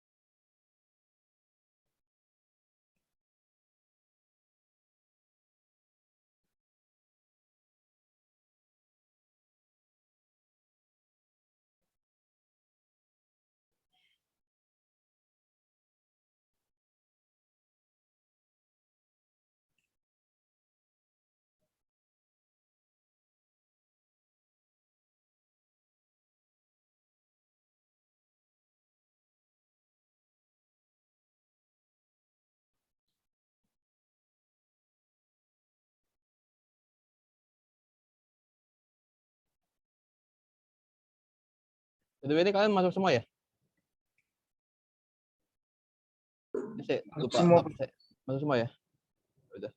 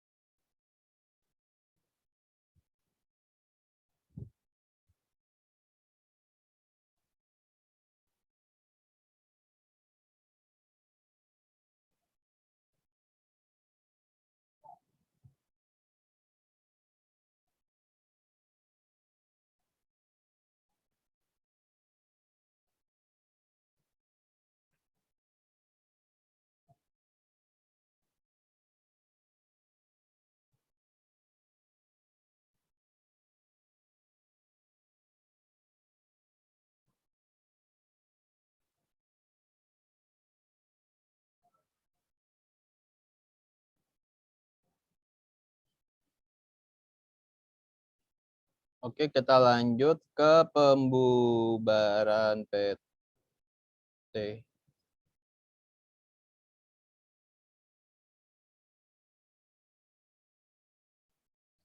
Ada pertanyaan silakan ya. Mengenai si merger konsolidasi akuisisi tadi. Kalau pembubaran PT,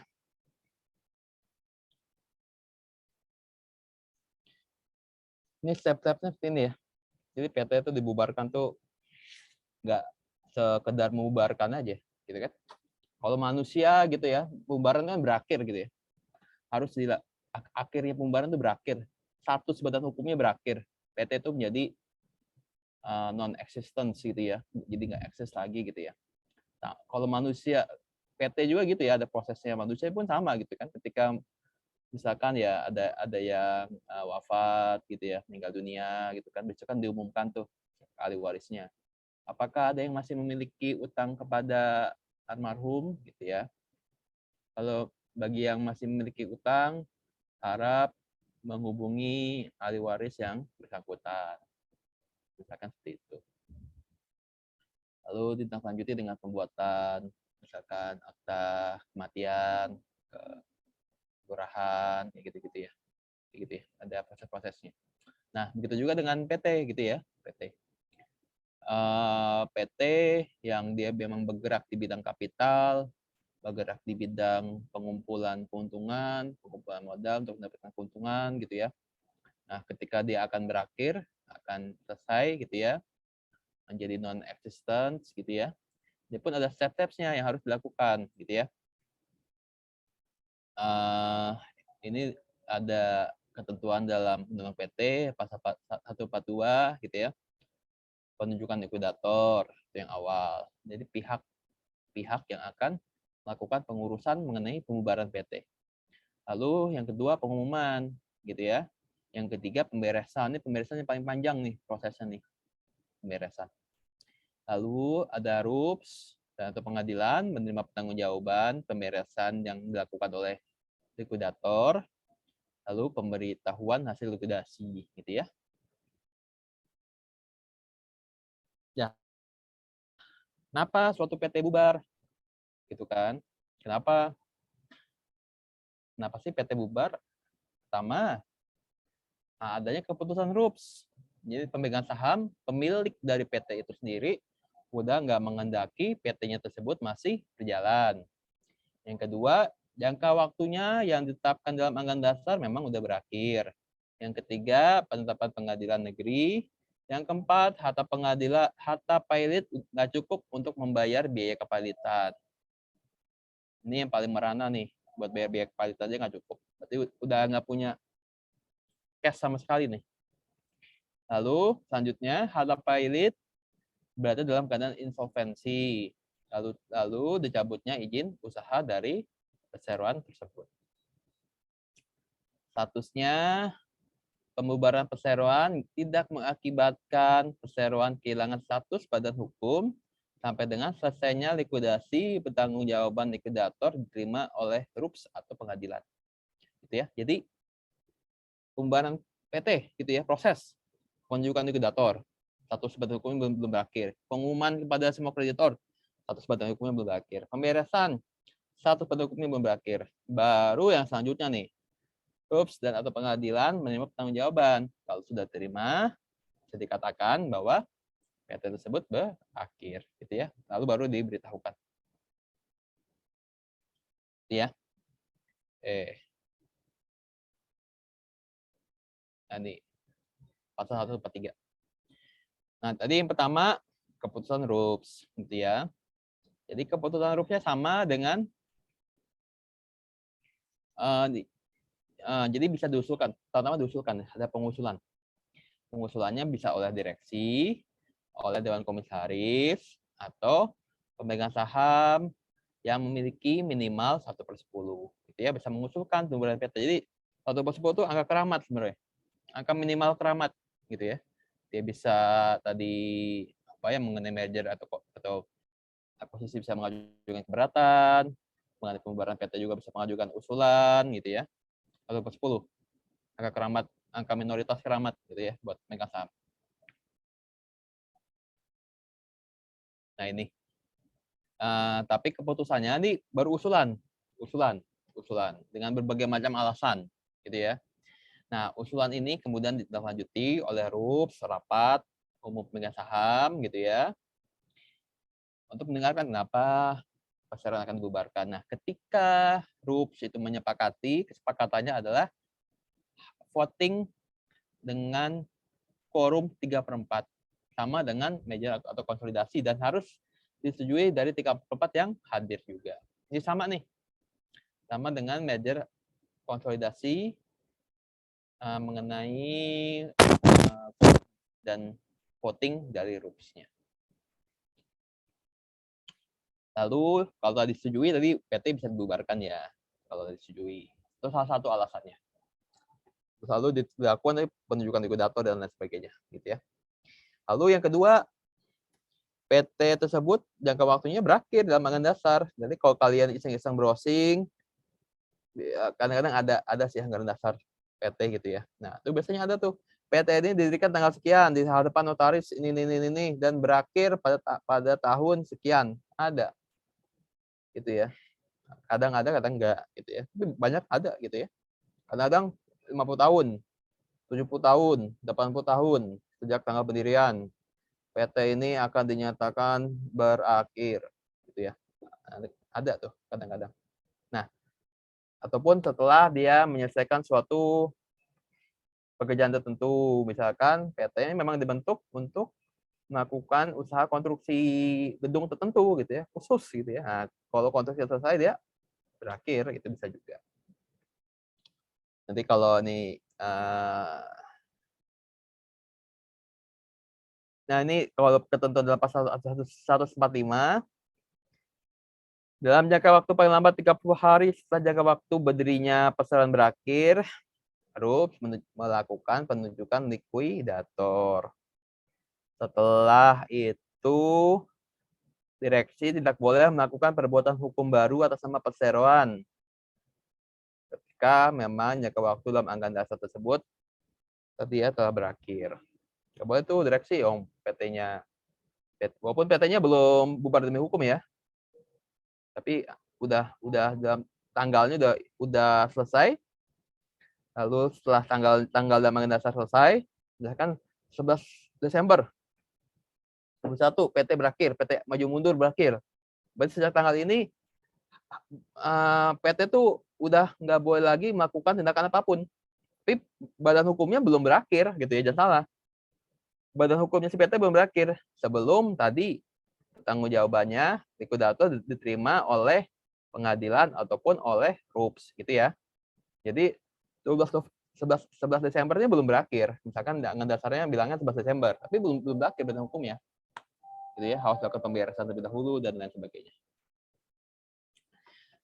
Lalu yang ketiga, tadi kan oleh RUPS bisa berakhir. Oleh tadi selanjutnya jangka waktunya memang udah selesai gitu ya, dalam anggaran dasar. Lalu yang ketiga oleh pengadilan negeri. Nah, ini biasanya PT-PT-nya PT-PT nakal nih gitu. Melakukan perbuatan hukum gitu ya.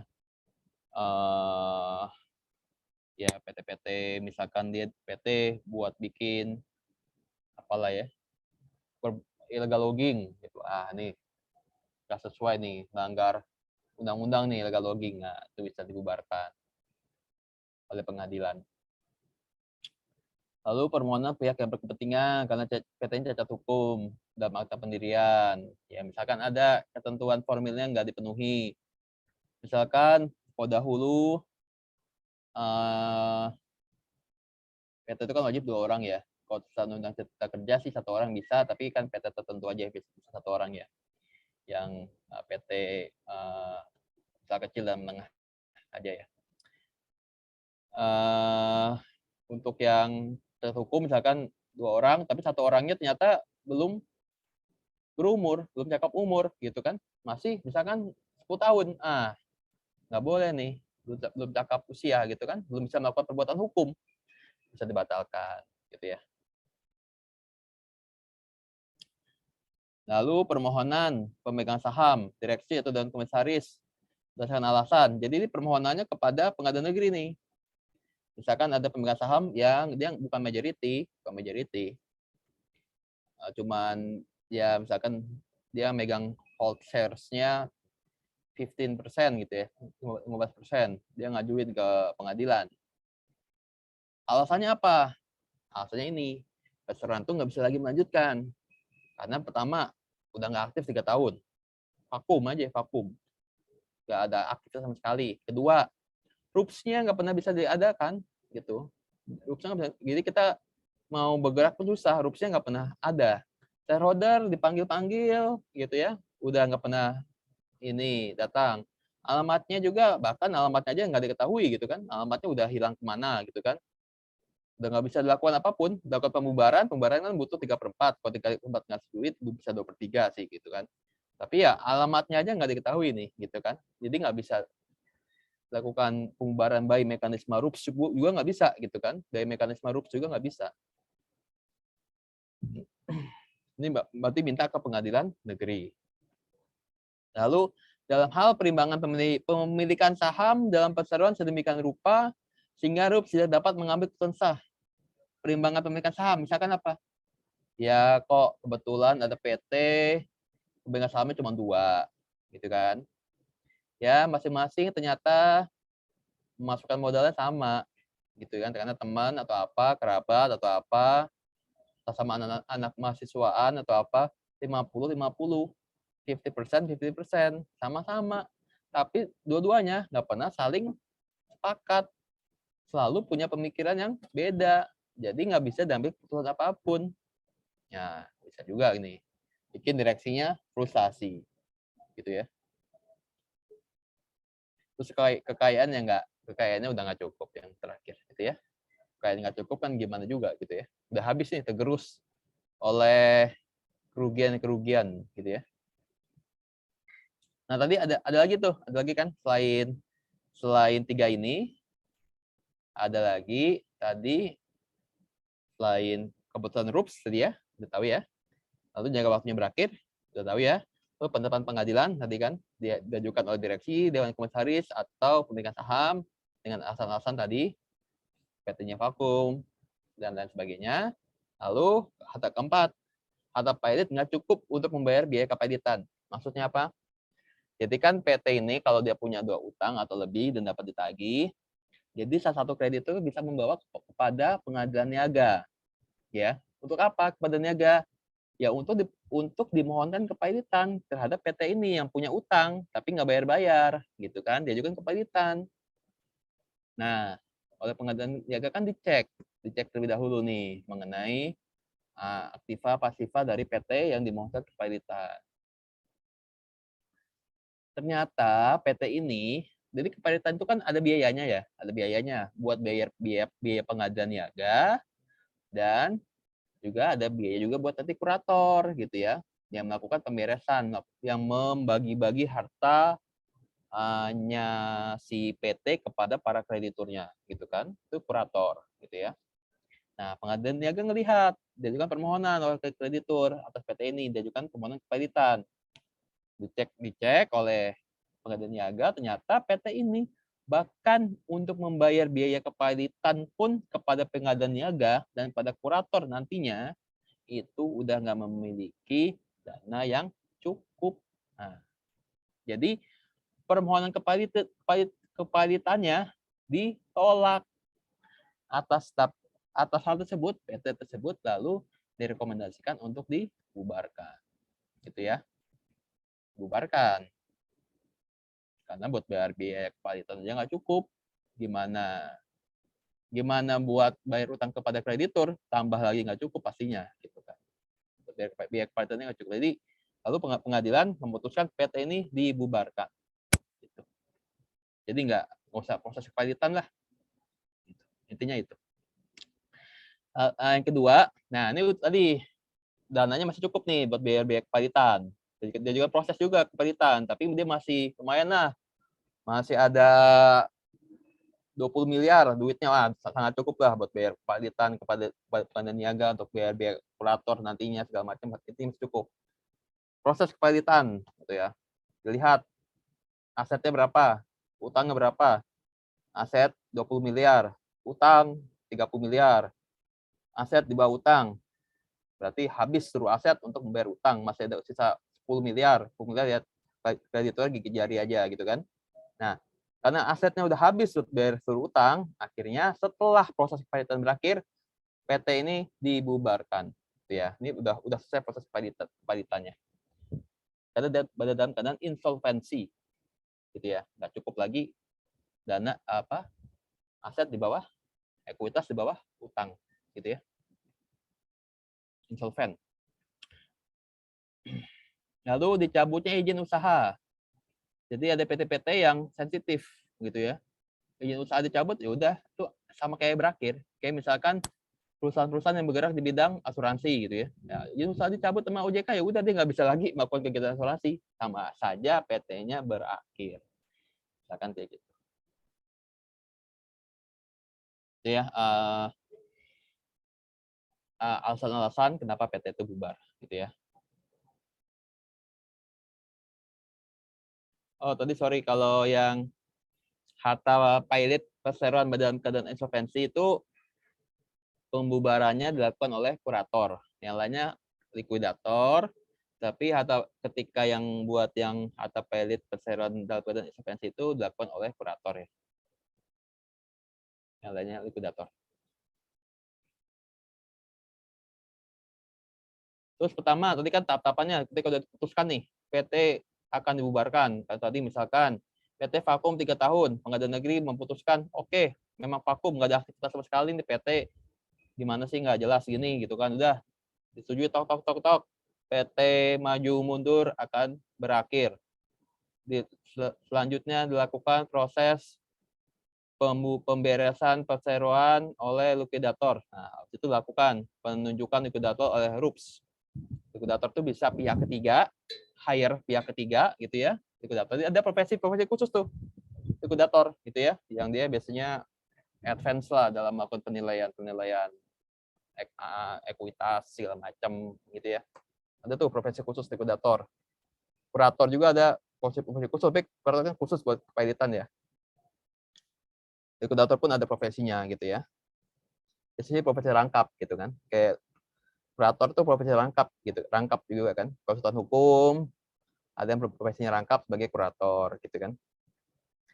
Nah, RUPS menunjukkan likuidator, bisa pihak ketiga hire ataupun RUPS bisa menunjuk direksinya. Memang kalau direksinya kompeten gitu ya. Kompeten dalam melakukan pemberesan perseroan, oke, direksinya aja bisa tuh. Lalu setelah ditunjuk likuidator mengumumkan kepada semua kreditor bahwa PT Maju Mundur akan dibubarkan. Kenapa dibubarkannya? Oh, tadi karena perintah pengadilan, karena PT udah nggak aktif lagi sampai 3 tahun, misalkan gitu. Lalu dia juga menyampaikan nama alamatnya dia, misalkan masih ada tagihan, cara pengajuannya seperti apa, jangka waktunya seperti apa, gitu ya. Dan juga kepada Menteri Hukum dan HAM bahwa PT ini akan dibubarkan. Gitu ya. Tahap selanjutnya, penunjukan likuidator, pertama, pengumuman pembubaran, kedua, yang ketiga yang paling panjang ini prosesnya adalah pemberesan. Pemberesan tuh pengumpulan harta, penghitungan harta, hartanya berapa, ekuitasnya berapa, asetnya berapa, di mana-mana aja hartanya, itu kan kadang-kadang kan satu tempat, kadang-kadang ada lokasi-lokasi yang nggak terjamah gitu kan, cari itu di tracking gitu kan, bener nggak nih hartanya PT, diselidiki, oh benar gitu ya, dimasukkan, dicatat ini hartanya PT gitu kan, segala macam. Lalu utang-utangnya dilihat, utang-utangnya siapa aja gitu kan, tadi kan udah dilakukan pengumuman nih kepada para kreditor.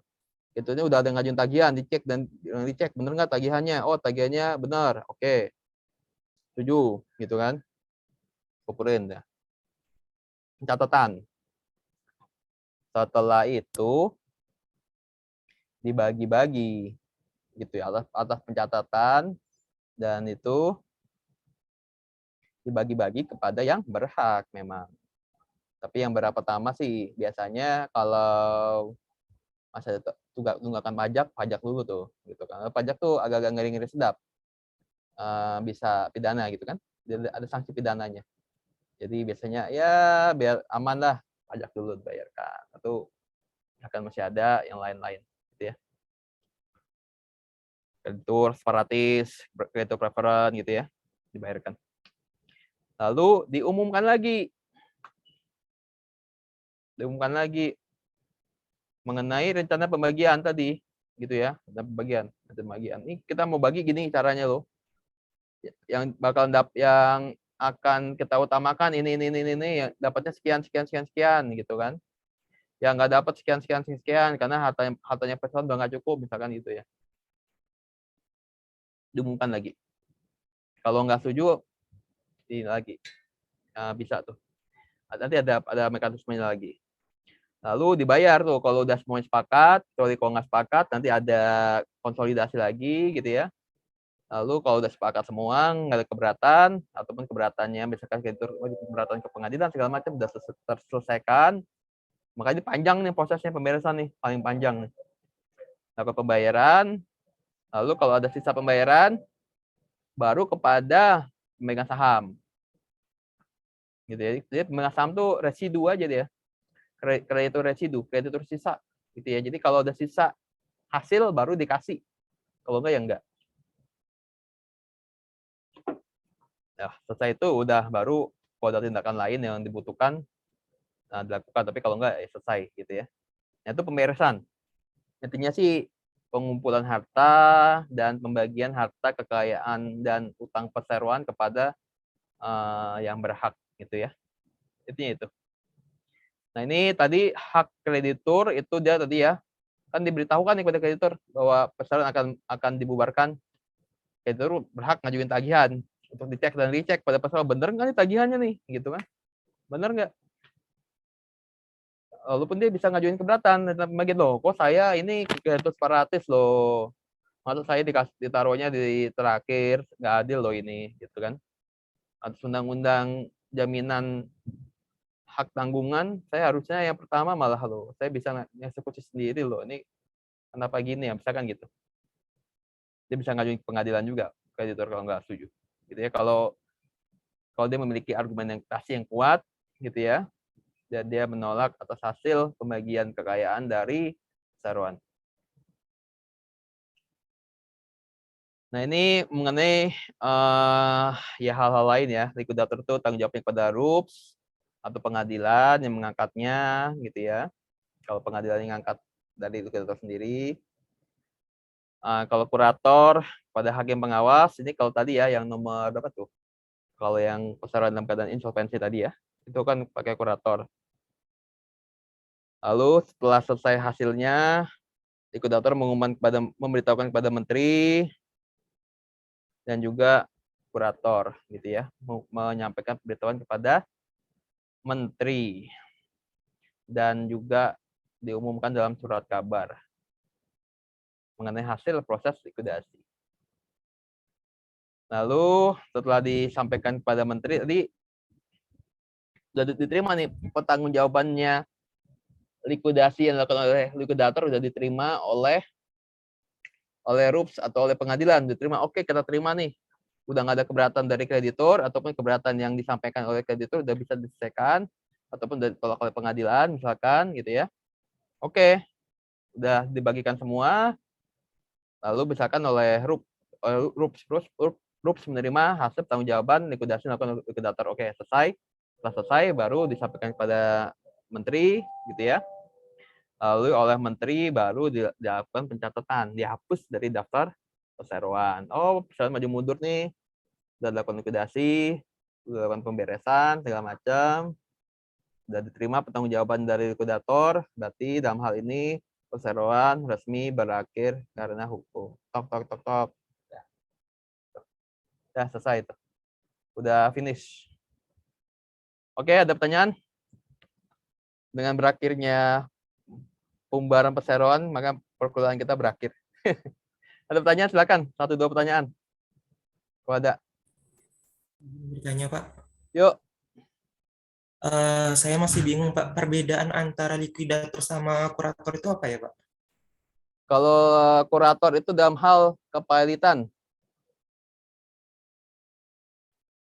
Jadi kepahilitan itu kan perusahaan memiliki utang. Jadi kalau dalam undang-undang kepahititan, syarat kepahititan itu perusahaan itu memiliki 2 utang yang jatuh tempo dan dapat ditagih, gitu ya. Memiliki 2 utang kepada kreditor yang beda dan telah jatuh tempo, gitu ya. Nah, kalau dia memiliki utang itu dia dan nggak bayar ya, dan nggak bayar bisa diajukan kepahititan kepada oleh kreditur, diajukan kepahititan kepada pengadilan niaga. Nah, kurator ini nanti kurator tugasnya banyak sih. Dia yang mengumpulkan harta kepahititan dalam budel pilot segala macam gitu ya. Terus nanti dia bagi-bagikan kepada para kreditur. Jadi intinya kurator itu spesifik dalam hal perseroan diajukan kepahititan. Tapi perseroan yang diajukan kepahititan itu belum tentu dia akan dibubarkan. Karena bisa saja perseroan tersebut berada dalam keadaan solvent. Solvent berarti aset masih berada di atas utang. Tapi cuman dia sedikit lalai aja bayar utangnya, sehingga dia diajukan kepahititan. Tapi sebenarnya dari sisi kemampuan finansial, dia masih sangat mampu untuk membayar utang-utangnya. Gitu. Dalam hal kepahititan terjadi ketika perusahaan masih solvent, maka tidak dilanjutkan dengan pembubaran perseroan. Gitu. Itu ya, Farul ya. Pokoknya kurator khusus untuk kepahititan lah. Gitu ya. Ya, Pak. Terima kasih, Pak. Ya, ada lagi? Kalau nggak ada, kita akhiri ya. Oke, kayaknya udah nggak ada lagi. Terima kasih atas atensi dan perhatiannya. Wassalamualaikum warahmatullahi wabarakatuh. Salam sejahtera untuk kita semua. Tetap sehat selalu ya, teman-teman semua. Oke ya, thank you ya. Nanti saya upload bahannya di Google Classroom ya. Sama nanti saya tambahin beberapa materi yang bisa kalian baca-baca lah. Oke, thank you ya. Terima kasih, Pak. Terima kasih, Pak. Terima kasih, Pak. Yo, sama.